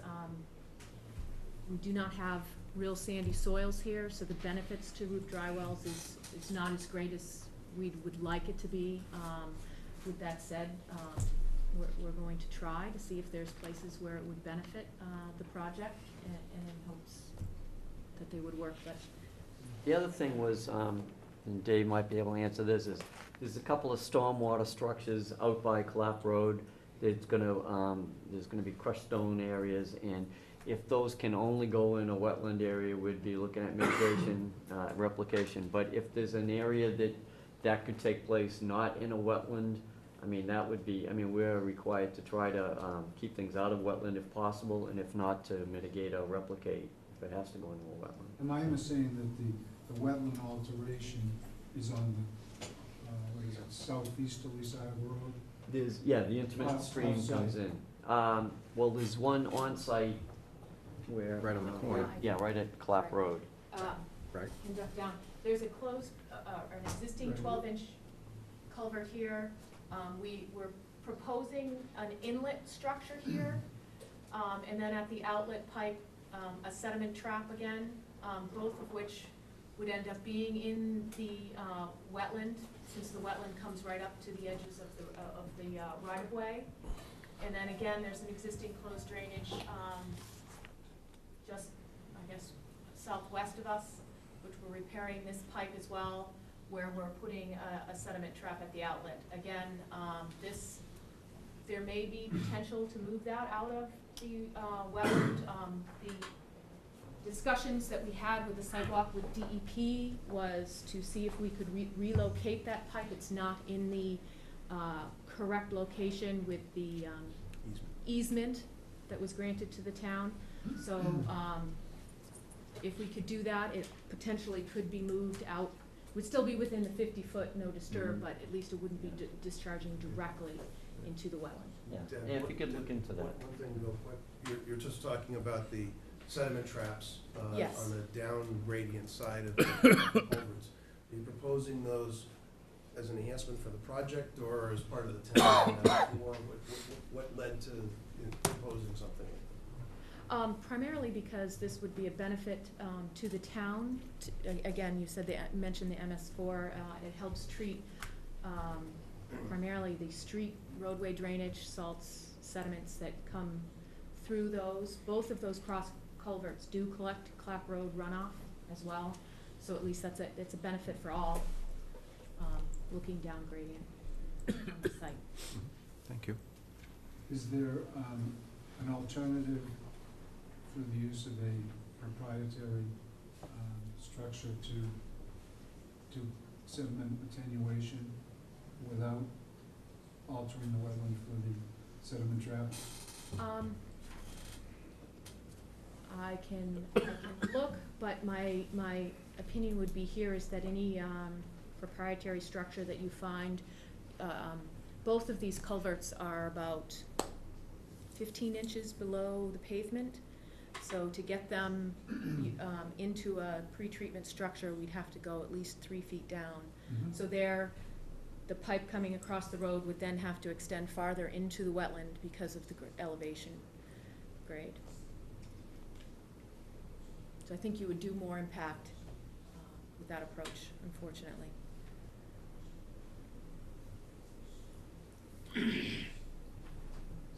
Any more questions? Pat, did you have any more? I had one question maybe for Stacy. If, you know, we've had a presentation on the turtle habitat area. In your experience with clustering of vernal pools, is there anything that is recommended if we have an area where there are several vernal pools nearby? I mean, it seems like it's almost a different issue than the turtle habitat. Yes, I think the vernal pool issue is slightly different than the turtle habitat because, you know, as was mentioned, turtles will use the vernal pools, but they're not totally relying upon the vernal pools, unlike the, you know, vernal pool species that rely on them for spring breeding. So your question is, should like a cluster of vernal pools be treated differently than just a singular vernal pool? Yeah, if there's any recommendations around, you know, a large number of vernal pools in one part of the town. Yeah, I mean, it is a case-by-case basis. Just because vernal pools are clustered together doesn't necessarily mean that those pools are providing, you know, unique habitat as compared to other vernal pools. They're obviously providing unique habitat in and of themselves. So studies could be done to evaluate what habitat they are actually providing, but as a general rule, when you don't have kind of detailed site information for vernal pools, certainly when they're clustered with uplands around them, they would, I would say, tend to provide more significant habitat. Some people look at it in that, well, we have a lot of vernal pools, so it's okay if one is impacted, but a lot of times there's kind of a, not exponential, but a non-linear increase in in habitat value provided when you have a system of pools. Does that answer it? So I guess in closing, in terms of our comments, I ask the commission if there's any specific portion of the presentation on the turtle issue that they would like us to look at to provide some additional information for clarification. We're going to discuss that. Yeah, I was just going to say, there's been a lot of information shared tonight, which we greatly appreciate. It's going to be some instruction, and we're going to have to get back to everybody, yeah. And you did ask for additional soil investigation too, right, in your notes? We did in our original review. That's been resolved. Okay, gotcha. Since then. Okay. Any other questions up here? So, go ahead. Oh, well, I think you have to ask them to give us permission to hire our own consultant, because they're paying for it. Yeah. Yeah, we can discuss how we want to, I think moving forward on the stormwater management review, I think after some more back and forth with the planning board with Dave going through, with Deb and Dave going through all the stormwater stuff, we may want Dave to come in and go through the 10 regulations and standards around DEP, just so we understand, okay, here's what peak rate means, here's how they're meeting it, he's satisfied or he's not. So we could have part of a meeting for that. As far as the wildlife habitat and wetland review, I think that, you know, we need to decide if there's information above what we heard today that we'd like to see gathered, and we can decide a way to do that, but we can talk about that. We don't want to tie up a whole meeting. No, what I'm saying, we have to get permission that they Oh, will be right. paying for it, and we definitely will be bringing in our own habitat specialist. I'm sure you're very good, and you did a good job, but I'd like to have, and I believe the rest of the board would like to have our own person looking at it from our viewpoint.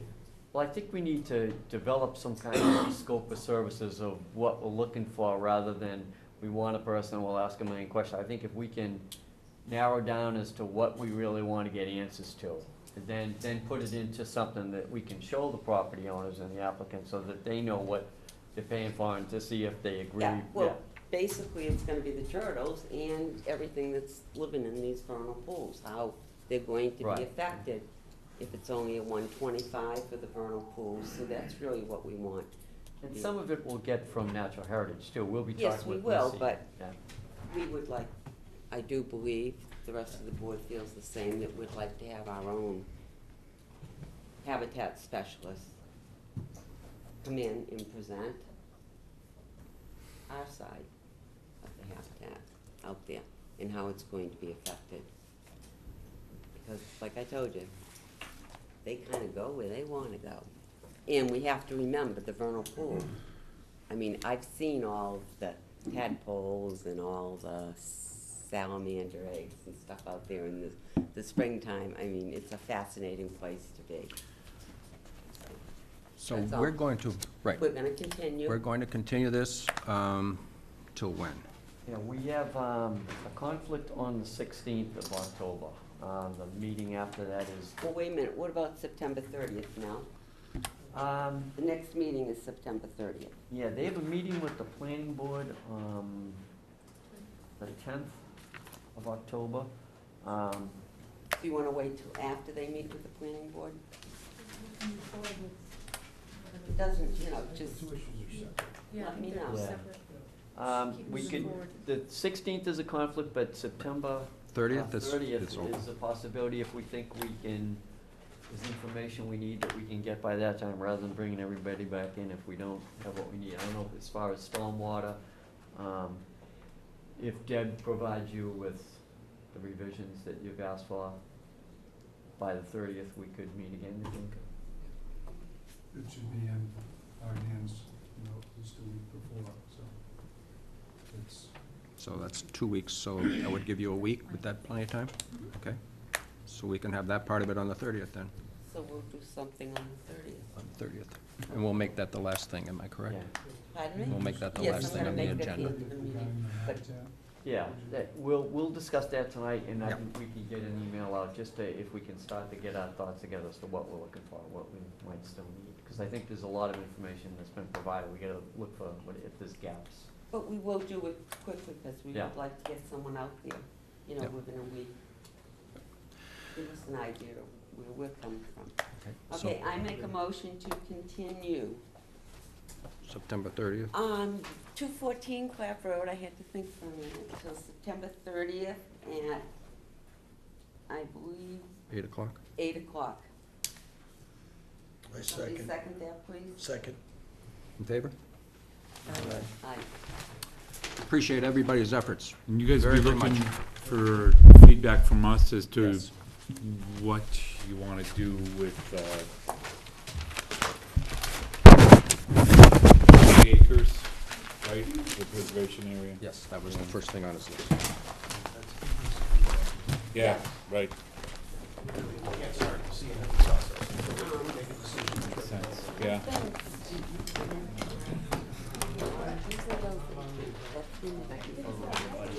Yeah. What was that again? Those 8 acres. Yes, we talked to her earlier. Right.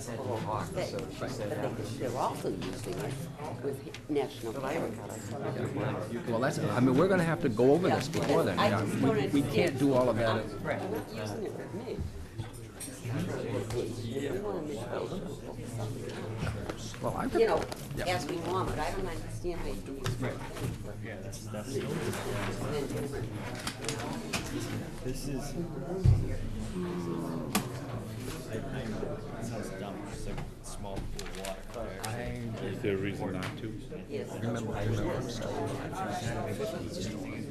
Together, I kinda like that. Who? Yeah, these animals aren't just gonna stick to one, and they put this development in the middle. So it's like, Interesting thing about this is We did it. obviously, And he's local, and he knows how to spend it, and that's why I'm pushing for it. can't say Right, right. so, there's a lot of upland. I'm just saying. But it's up to us. Hey, it's not his job. Yeah. Well, we can, Well, we will. no, I understand that, and we can make that as what can come up on the 30th. This is, now, then we will have all talked about it, we can say, this is what we need, and we need this engineer to do this, this, this, and this, as opposed to a blanket. No, well, Yeah. He wasn't worth it. We warned you. All We you just- want we to just know need about the the chairman box back. turtle, but we're afraid to ask. Well worth the time.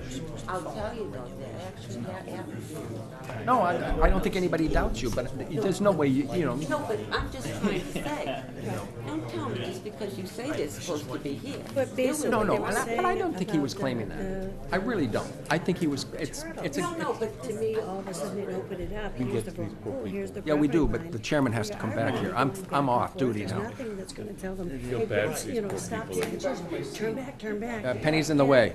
They'll also, any trees in back of those I properties. was thinking about it earlier, I'm like, what? You know, unless there was some stipulation that say that these homeowners can't cut down all those trees. Oh, there will be. No, there will be. Right, I mean, they would Carol. cut, right, they would cut those Yeah. trees off them, because there's one property in particular that has almost no backyard. No, I don't think we, It appears to, but, and if they move the house, would. so where are we here?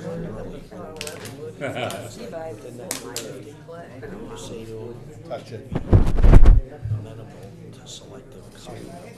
Where do we leave off? We gotta pick up at Marabito. Marabito. Yeah, Mr. Marabito has. Marabito Trust, 23A, B, B1, and C, Henry Lane, Elevate 4 dwellings. Mature tree. Okay, girls.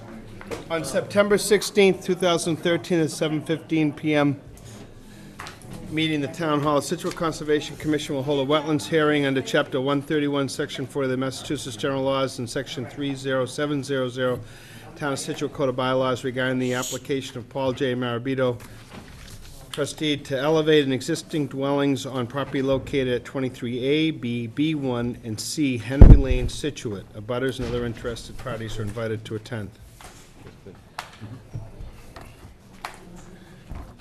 There's a lot of dirt on these glasses. Took me a while to get them cleaned up. Just give them back to me. You didn't like my glasses. Which Could you actually put it back there? The ones I handed him. All right, Mr. Marabito. Stand right, yeah, back there. Yeah, thank you. Appreciate it. So you're right. Good thing you're not on a cliff. The owner of the existing property owns, there's 4 separate houses, they're small houses on 2.5 acres of land. These homes were, 3 of them were reconstructed in 94, 95, and the other one was placed on piers. The 4 of them sit on a total of 68 concrete piers that when they were built were about 2 or 3 feet above the flood elevation. FEMA's changed the maps. They're going from elevation 9 in this area here, and 11, up to elevation 16 in the velocity zone, behind an elevation 17 for the flood zone. So we applied for funding to elevate the buildings. Again, they're all concrete piers. I provided the structural plans from John Queen. What we're gonna do is extend the concrete piers vertically. They're 16 inches square, and then we're gonna raise the buildings in place to set them back down, and the utilities will be extended up to them accordingly. It's a fairly straightforward project. So are there some that are gonna be elevated to 16, Paul? Are they all gonna be to? The top of the piles would be 18.1, the velocity zone 16. Right. But we have to add 2 feet for the building code, so that's 18. And then the first floor is about 2 feet above that. So are they all gonna be elevated to the same elevation? And what's the elevation they're at now? On the first floors? The Yes. first floor, well, the first floors vary from, this is about 12, 13, 12.7, 13.4. First floors on them will be 18, oh, 20. So this will go up 7. So they're all gonna go up around 7 feet? Yeah, this is gonna go up 8 feet, and this will go up 7 feet, and these will go up about 7 feet. It's unusual, there's never been a claim for this property since 77, and all I've seen since 95 is overwash in here, 1 foot to 18 inches deep, the worst case, but never velocity zones, where the wave would be 16 or about 6 feet above the ground. The water's going this way toward the Coast Guard dock. You'll see big swells in there, but nothing's coming this way, it's just overwash. Hopefully it'll change. That old doll is hard at work. Yeah. Penny? I was out there today, Paul. I wanna rent them. Those are adorable. It's really nice. This. You won't be able to get up to the first floor on them. I know, well, he's gonna. Elevator. Taller than Have the an elevators. You really need to go see him, it's We'll be able to absolutely have a priceless. better view of the seaweed growing. Yeah, yeah, no, I think it's great It's really beautiful. what you're doing, Bill? No question, sir. Same footprints, right? yeah. Pardon? Same footprints? Yes. No questions. All good. No questions. All set? Pat? Well, you want town sewer out there? So, and no other site changes, grading changes or anything like that? And probably just erosion controls would be the other thing, because you're right on the beach pretty much. There's some kind of. Yeah. Yeah, what do we do, you know, right now, the piers are about 3 feet above grade. Yeah. So what we do is lift the buildings up and work on the ground and go out. So we want to actually, Okay. You have to build some bigger stairs and stuff like that, obviously. yeah. I mean, they're on sonotubes.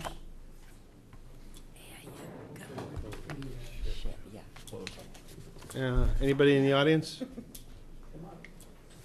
Get them up. You're very consistent, Stephen. Are you getting a payback or something? Somehow. We know what the damage is, so everybody can go up, get them up as much as you can. So you'll be obscuring your own view. They see it from here, right? Okay. Well, yep. Do we have a motion to close this? Got a motion to close. Second? Make a motion to close. You were too late. All in favor? Aye. Did you want to show us something else? No, it's too late, it's closed. It's closed. Beat it. I think there's another one after this. There is. It is. Because I already slotted somebody's name. This is it Marquardt? Marquardt. Mark Court?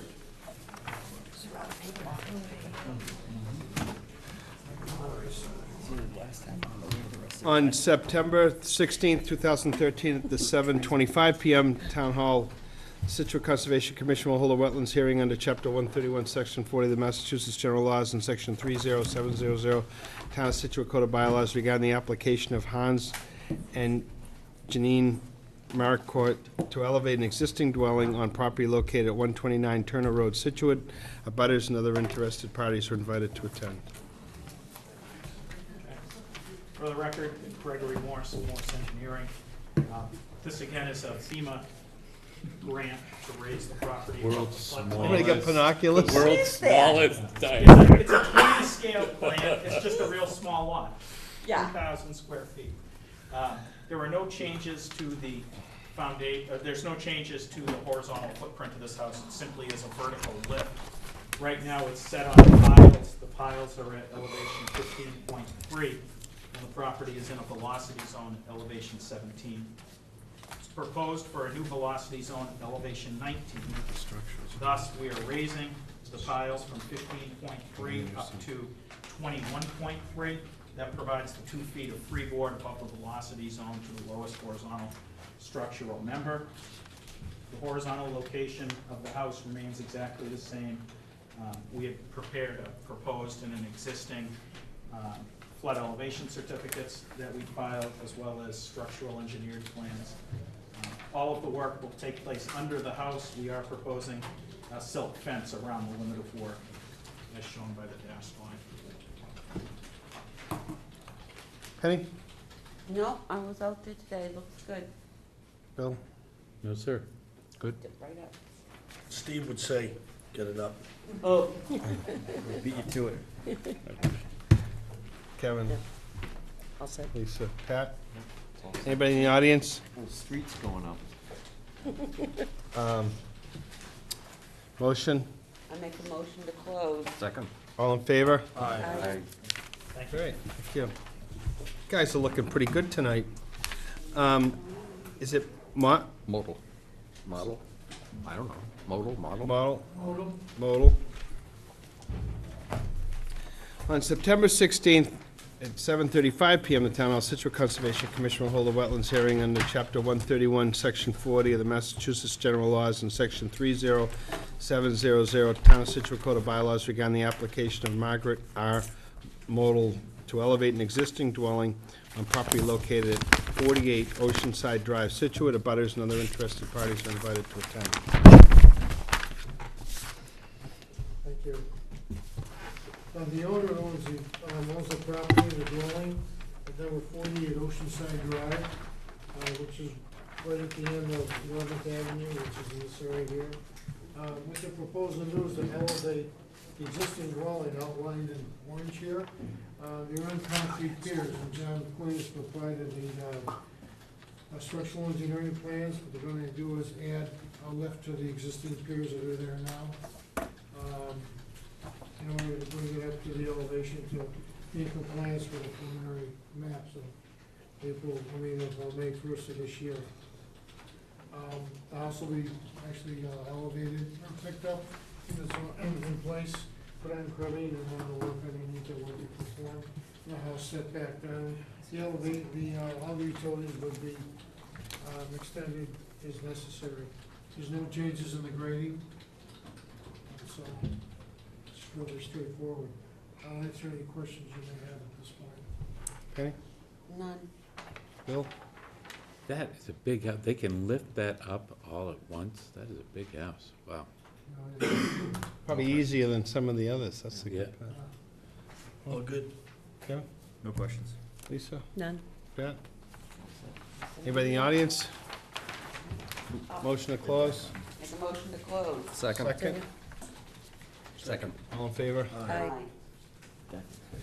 Egan, 131 Glades Road. We're getting there. I don't know why you guys took so long on that Counting last down. part. On September 16th, 2013, 7:45 PM, the Town of Scituate Conservation Commission will hold a wetlands hearing under Chapter 131, Section 40, Massachusetts General Laws, and Section 30700, Town of Scituate Code of Bylaws regarding the application of George and Deborah Egan to elevate an existing property located at 131 Glades Road, Scituate. Abutters and other interested parties are invited to attend. Same as above. The owners who are sitting here this evening in the front row own Patiently. house at 131 Glades Road. The house is situated at the rear of the lot, and the outline of the house is shown in orange here. What you see in the photographs, there's a wall in here. It's made out of concrete block, the big ones. Where this is on That's a- pretty descriptive, Paul. Good ones. It just The looks big like a cement wall when I was Well, up they're there. actually blocks. But Are they? what they're gonna do is to remove the foundation, we'll pick the house up, and they're gonna install concrete piers underneath it, in accordance with the structural plans that you have. I'll submit it to you. They don't have any piers there now, but they will on the new foundation. What's the zone, what's the flood zone in that one? Right now, What is it, what will it be, what's the proposed one, FEMA flood zone? E17. And right now, it's in, AO with a 2-foot depth. Huh. So it's gonna go up to, It's on the right now, the, Thank you. flood zone would be 2 feet above the ground. Right, The ground's about 12 back here, it'd be 14. The flood zone's gonna go up to 17. Okay. It'll go up, 3 feet. The first floor of the house is only at 14 too, so they'd be roughly 3 feet below the flood zone. But it also has a basement in it, which would go away. right. Okay. Are they gonna leave that cement wall in front after they raise it up? I don't know. Yeah, there was talk about cutting it, Cutting it? to put the piers underneath it, beside it. And it goes up to the house, so they're Oh, gonna it cut it. looked like there was a space No. between the front of it and the house. There's a patio over there. Yeah, Well, that's what I meant by the space. but they're gonna line cut that. Oh, all right. You will have one heck of a view from the first floor when you do it. It's a very cute house, I like it. No questions. That's important in our deliberations. Cuteness, Very important. the cuteness It's factor is adorable. essential, yes. I love it. Well, on that factor alone, I have no question. I think we already went, I'm good. Pat, anybody in the audience? When I visited. Motion to close. I make a motion to close. Second. All in favor? Aye. There will be a quiz later on. You gonna come back soon? Well, if you can help it, huh? Next time they're just gonna raise it, not even. You're all set. Good luck. Daily 161 Turner Road, this is a continuance. They didn't have their green cards. Oh, you have those. Did he green did he cards. already have them done? Oh, yeah. He just forgot to give them to you? Yeah, I brought them in the next day. Oh, isn't that a shame? Yeah. Oh, well. He forgot. You won't do that again. Bob's like one of those absent-minded professors. He's about the nicest guy going, but, Michael can't take them off, it's all Michael's fault. well, all right. We're not getting any younger, are we, Mike? Not in this business. So if you recall, this was, we almost started this and then We didn't had have to the green cards. backtrack. Here we go. So go ahead, we've already read the, 161. Michael Bibiano from Michael Bibiano General Contractors. This is a house that is gonna fall under the grant program. And it's, right now, the top floor is, the basement, the first floor is at 15.1, and the flood zone was a 17, it's going up to a 19. So we're proposing to bring the first floor elevation up to the 21.3, which will be 2 feet plus above the flood elevation that is proposed for the new flood maps. so what kind of foundation, Mike? I don't have my paperwork on that This is the one. foundation that Rumor drew the buttresses. Right, that's right, I knew that was the one. Cutting the concrete. And you had him here and he explained it to us. Yeah. Yeah, we already looked at it all. Okay, The only thing that you did ask us to do is cut back the deck, and we will be cutting back to the deck. We'll cut it back to the pilings that is shown, not the ones closest to the seawall, but the ones back further, which will be about approximately 9 to 10 feet away from the seawall. appreciate that. Thank you, Mike. But we will be creating a removable landing so that we can get down Absolutely, the, not to the seawall, but down to the ground. sure. Thank you very much. Appreciate your, It's gonna save them a lot too in the end. The what, I'm sorry? It will save them a lot too in the end. Right. The ocean. what's gonna happen when they figure out that that their computer modeling was wrong and all of this is, Oh, yeah. Don't even joke about it. Government's never wrong, right? Yeah, De-elevation. They already admitted they're wrong, they just don't know how to make it right. yeah. okay. Penny? Questions? No? Bill? Nope. Good. Nope. That's on the agenda for tomorrow night's selectmen's meeting too, the flood map thing. Oh, good for them. All right, do I have a motion to close? I make a motion to close. I second. Did anybody? Do you want to comment, Stephen? Laura, how many have you gotten done so far?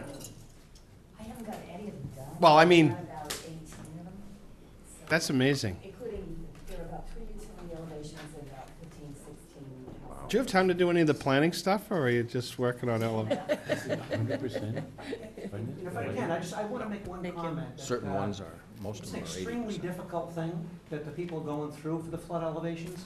And I've worked with Laura since the day she came here, and she's probably the best I've seen at doing these type of applications and helping these people. So she does deserve some recognition for that. She's helping a lot of people. Thank you. Cool. Yay, Laura. Wow. Thank you.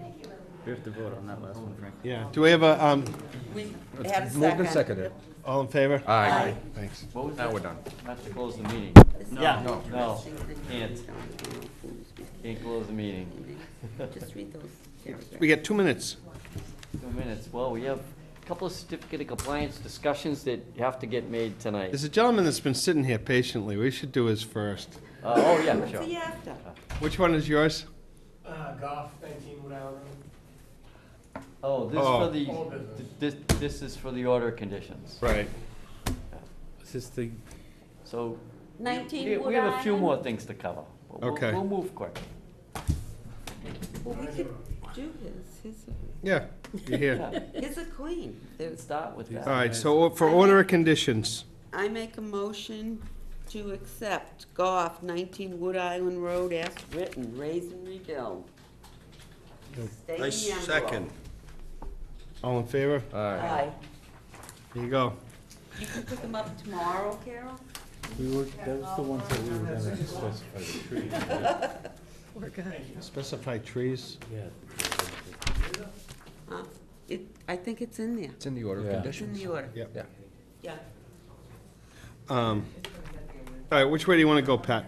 Okay, on 107 Border Street, that was one that, there's supposed to be a closing this week, so we got it pretty late for a certificate of compliance. This is Mr. Walsh's property. It's got a long history. Some of you guys were here when this all, this looked like a nightmare, but anyways. Greg Moore submitted a certificate of compliance Really? request. And his. Request or let us say that's in compliance? Partial, somewhat, close to Mercy being. on us. Here's the wording if you wanna, but I figure we're gonna have to take a look at this. You guys were around for Is this that the before. two houses? Yes, yes. What's the address? It's off of Border Street on the left. There's a 101 border, and right before you get to all those fields, and the 107. I know where that is. Beautiful location. Yeah. I think we need to go there. Look at that. Yeah, the tree line, you and I went to the first one. First one was Right. fine, this one, I know where it tree is, line's yep. different, couple Yep. other things, so we can go. I mean, it's a closing, but we didn't get this in time to really do anything with it. Okay. Okay, the second one is, another Walsh. This is over on, Humrock. This is Different Walsh. Oh, Yeah. Brunswick. on Brunswick. Brunswick, And, yeah. this one, there were two open order Never conditions. boring. It's This- never You boring. don't even want to go through all the details. So anyway, Paul Marabito was involved with it, and it turned out he submitted a certificate of compliance for work that was done. But there was another piece that hadn't been completed, so he needs to resubmit a little bit of information on that. Biggest issue looks like is the walkway was not supposed to be on the driveway side of her property, it was supposed to be on the other side of her property. And she's got some walkway bricks going out on that side. But I mean, if the goal is to prevent a car going through there, there are ways to do that. They've got grass planted everywhere else, but when he submits this next time, we'll need to do a vote on it. But I mean, the grass is planted, the house is kind of where it was supposed to be. Kind of. Septic, yeah, yeah. But there's a whole bunch of issues going on. It only counts Why in the horse walk- shows and hand grenades, doesn't it? Really? Right. No, it actually looked like it was okay, but there's more to come on that one. The only other thing is, I'm gonna make this a general discussion, but it might ring a bell as to one we've been talking about. When we go piggyback with the planning board for an engineer, we have things we may want in addition to what the planning board wants on stormwater review. So I've talked to Dave, and we're gonna go through some of those things. On the wetland piece of a review, a lot of times engineering firms don't have a wetland person. This place that I'm thinking of has a wetland person on staff, but we don't have to pick the wetland piece from the engineering firm that we're using. But what we need to do is to spell out a scope of services of what we need, because it's not fair to an applicant to say, we just want you to hire, we just want to hire a wetland person and then go walk into the woods. We really gotta spell out exactly what we want. I think this kid tonight, as an example, gave a good explanation of what happened with Natural Heritage, how they arrived at the payment and all that. So we just have to verify that with Natural Heritage. That's why I asked her his report. And I asked her to speak just to get an idea of what Stacy's background was on this. But I think we should lay out what information we need before we pass an expense on to an applicant. Because, first of all, it's grounds for appeal. It doesn't really fall under our jurisdiction. It's under our jurisdiction. We've got to be careful what expense we put an applicant through. I agree with you about, we want someone who knows their stuff, but we want to tie it into specific questions. The vernal pool. Right. And the effect there, that's major. Right. And they did not cover that Right, tonight. right. What he's saying though, Penny, is Yeah. we've gotta have like Well, a that's specific what I'm short list, saying. this is what he has to do, not everything that they've already done. Oh, no, Right. that's what I'm saying, the vernal pool is that's for me. Anyone else, you could have something else. Right. But that, I 'Cause would that like wasn't- somebody that was not covered, Right. and whether it was or not, I personally would like our expert to go out, check out those vernal pools, you know, give us a better feeling, because I'm telling you, those salamanders, they don't stick 125 feet. Right, right. You know, and once we cut off them into lousy populations and they can't get back. Right.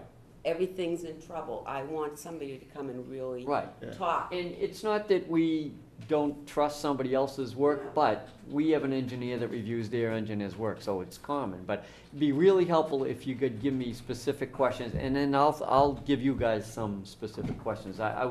We were in another one with a turtle habitat study, and you know, there's a lot of things you can do, but you don't wanna require things that have already been done that have cost them a lot of money if it's not gonna get us any new information.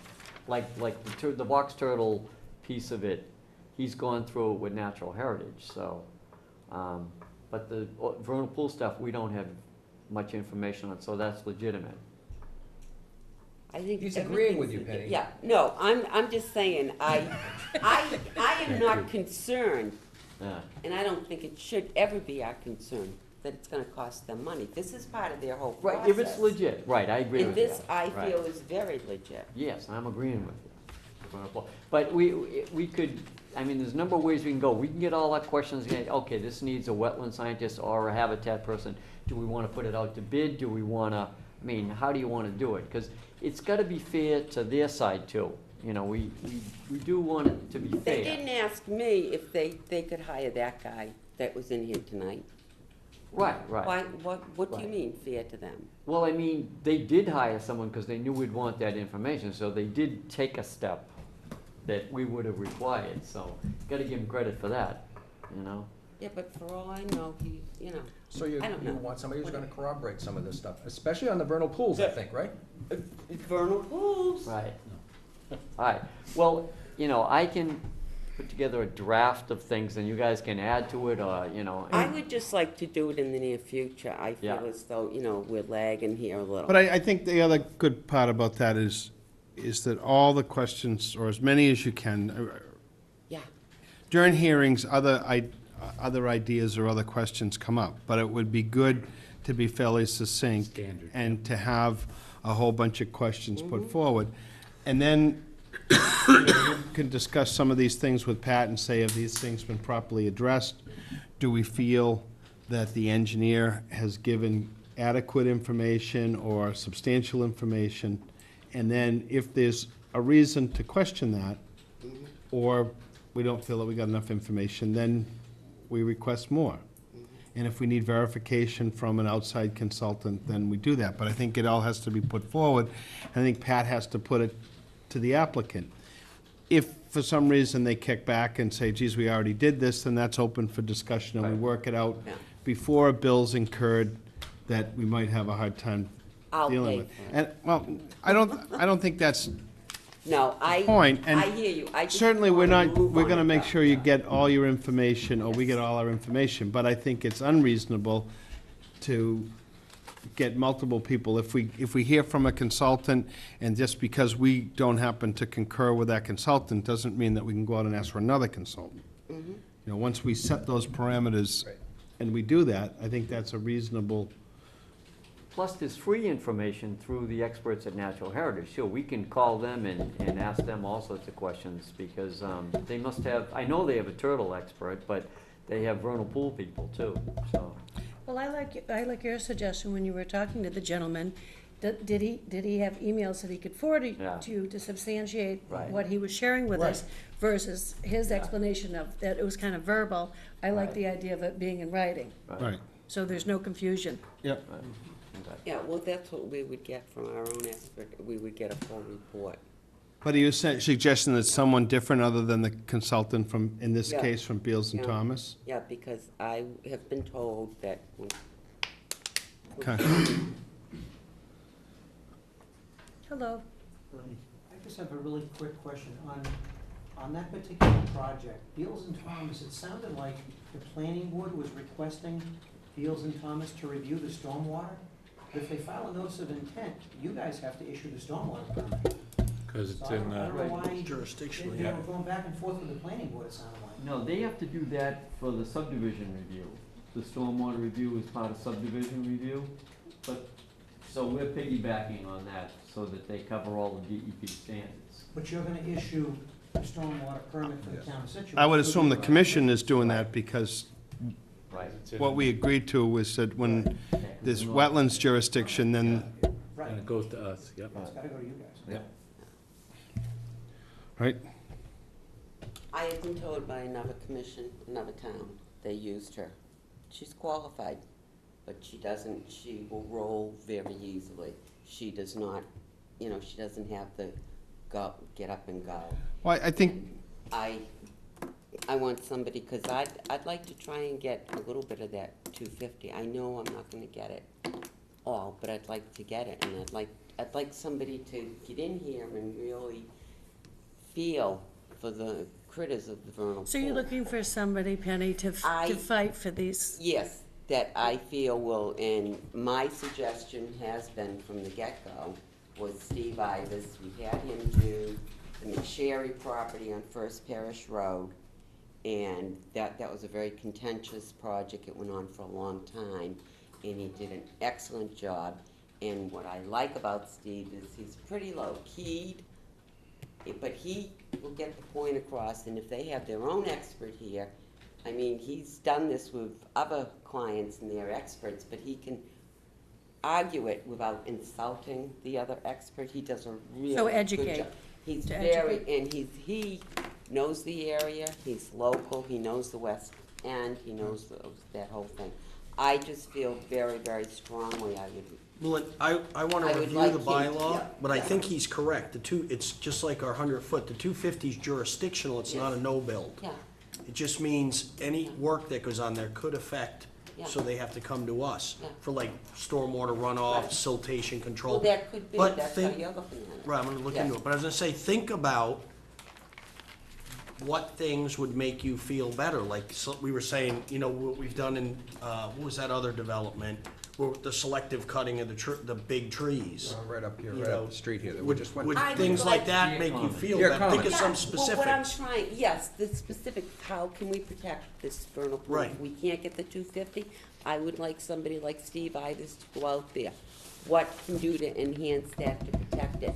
I have a little article here that's really, and it's telling how these salamanders and stuff, they get cut off from their Right. group. And then they say, I mean, it sounds stupid, but it's not. It's a real serious problem, and it's gonna affect 50 years from now. Right, but I'm saying you think But about what I'm what you trying want, because we to- can't yes. just say, you know what, I got a pamphlet, you can't build this development. No, I'm You know, not saying that, right, that's why I'm to- saying, I would like an expert to go out there to look around the vernal pools. Right. Could we get a little more space? Could we not? What could we Right. do to help protect them? Because there's more, and Right, he might come back and say 100 to 125 feet is good. that, You know, I right. would like somebody like that to Yeah. say that. I am also concerned now that Shan brought it up, and I have to get out can there. I gotta say something first. Oh, We you were shouldn't talking, be, we were yeah. talking in generalities Yes, we about were. getting Yeah, consultant, and then it yeah, shifted I'm You're sorry, right. I'm sorry. You're right. to a We gotta go back to specific project, general. so Richard can But- field this. Yeah, Yeah, Oh, you're going home? Well, No, we can't go home yet. okay. no. But that's all I'm saying, and, Penny, you should take that piece though and pass it out to. well, that's copy. why I'm going to. All right. Well, Penny, one of the questions you brought up is a good one that we can address is, when is 125 good and when is 250 needed? Maybe somebody could look at that issue and say, gee, if you have a travel area here to the sand pit, you may need. Right. I want somebody to Right. walk there now, Right. because I'm not sure how close these areas could be. I know, Frank, I don't know what to say Yeah. when Well, you're look, sitting here. Penny, make a list. Right, exactly, make a list. But I want you all to get in on this. Well, we are getting in Oh, on all it, make a right. list. Yeah, I will. Oh, all right. Okay. Me make the list. Well, that doesn't mean that we won't have other things to No, I- add. I do- Your I have list is what concerns you're as well. concerned about, and Okay. get it to Pat. and then Okay. we'll have something to work You know with. what else we're taking for granted is the distance from the pool that's on Miss Logue's property to where they say it is. We need to measure that and put a flag in the ground and say, And I'm sure she'd let us on her property. I think she to do would. that. She might let us Or on our her property. consultant. But Yeah, we can these talk to are her about that things later. because- Yeah. Yeah. But we'll do measurements. Can we, Gotta move along here. yeah, All right, so I'll make the list and we'll go Make from a there. list. We can all add to it, can't we? Well, that's what I'm saying, I will make a list, and then you can add to it. Thank you. We'll get it started, because I Good. really, I don't know. Okay? Okay, good. I don't know. We're good. You sure? Yes. That horse is pretty dead. Well, I'm gonna beat it up. Mr. Dillissey, what are you here for tonight? For fun, for fun, he doesn't have any hobbies. We get punchy after 8:30. Try to save your client a couple of bucks and spring you first. What's your, Order conditions, Oh, Bill's getting his knee done. Okay. How's Bill's knee? he's going in this week, Oh, okay. so, he's just busy tonight, so he's needs a proctor. He's supposed to be in the hospital. He told us he's gonna be in the Okay. hospital. So Biviano, and, do you want to do orders? Where are we at? Yeah, I'm that's, I sorry. think, the last thing. That's Oh, it. wait a minute, before we do that, too I like bad. that. Let's all do it together. Mirabito, those 4 little cottages, are we supposed to be storing propane tanks underneath the houses? Why aren't we discussing that when the hearing's Because I open? just found my note. Were they there today? They- Yes. Yeah, Under C. It's a good question. it is, yep. Well, Most of them have natural gas, but no, these are for, he's storing them for gas grills. Oh, I That see. kind of tank. I know. Oh. Yeah, There was a bunch of those. Make them part of the orders. Well, I'm just asking. yeah, that is a good idea. okay. All right, we'll tanks on the go roof. back. I make a motion to accept 6 Cliff Road, the orders of condition as written. Second. All in favor? Aye. Gordon, Ocean Ave, new build and septic. Carol, did you add my little thing in? Okay, that's about the maintenance Of the, of the Of the, wetlands, the planting and the maintenance okay. was added today. So I make a motion to accept Gordon Ocean Ave as written. Second? Second. Pat, can I ask a quick question? Do we have any input with Plymouth County mosquito? The question that came up was whether that area would be cleaned out. Not like you need one more thing to add to your list, but that whole area, I kind of tried to look around in there. Yeah. I went into that town parking lot, and it's just strewn with debris. Yeah, it is. And if that, I mean, I would think that would be not only be a healthy thing to do. Yeah. Have you ever had any, or Carol, do you ever recall any contact with them, like requesting that they actually clear an area, or? They've contacted us and tell us where they're gonna be. Do we have contact information with them? Yeah, we do, because they went behind Peggotty, the area behind Right. Peggotty, but, yeah, we have a guy's name they gave us. Yeah, you just have to call them. Well, if we could, Is it? it would be good, if So we, near the parking lot and on well, the the side of the street, discharge pipe that we talked about, Yeah, yeah. they're gonna clean and straighten out everything on the Bailey's south Causeway side of stuff. Bailey's Causeway, but where that pipe discharges on the north side, that's still all plugged up. Okay, Town property, right. So if there's a way to just get us on the dance card, yeah. thank you. Do we vote, Gordon? No. A motion? Well, I made the motion to Seconded. accept. All in favor? Aye. Aye. Okay. Whittle, 22 Indian Trail Septic. I make a motion to accept these orders as written. All in favor? We already did golf. Yep. Liebman, 2 Lighthouse Road, remove dwelling number 2 and expand. Number 1. Let's remove build 1 and expand 2. Remove 1 and expand 2? Okay. Motion. I make a motion to accept. And this is a guy that's not going up in the air, right? Yeah. He's No, not going, just- He spent all Same that guy. money on that house. He just- Yeah. That's all right. all right. He's crazy. All in favor? Aye. Let's vote. Ahern, 64 Oceanside Drive, Elevate. Make a motion to accept the orders as written. Second. All in favor? Aye. Johnson, 119 Turner Road, Elevate. Make a motion to accept as written. All in favor? Aye. Second. This is the name that I crucified. Me. He did. What is it? Carreri. Carreri, 139 Turner Road, Elevate. Make a motion to accept as written. Second. All in favor? Aye. Maribito, trustees 23A, B, B1, and C, Henry Lane, elevate 4 dwellings. Is it, Motion to accept as written. Second. All in favor? Aye. Mark Court. Court. 29 Turner Road, elevate. Make a motion to accept as written. All in favor? Aye. aye, Model 48 Oceanside Drive, elevate. Make a motion to accept as written. Second. All in favor? Aye. aye, Egan, 131 Glades Road, elevate. Make a motion to accept as written. All in favor? Second. aye. Da- Daley, Yeah, that's me. why don't I just read them all off and then we do them all at once? Wonder if we could do them all at once. We only have two left. 131 Turner Road, elevate. 161. Yeah. 161. Second to last Accept one. as written. All in favor? Aye. Aye. San Donato, 0 Wood Island Road, Vista pruning. Make a motion to accept as written. Second. Aye. All in favor? Aye. Great. Review. Yeah, I'll make it. Selective. What else? I make a motion to go home. Oh, okay. Close. I just wanted to make sure that Frank actually was here every Monday night. Late, but he's here. You sent your spies. All right. We did close. Okay. Do we have a motion to close the meeting?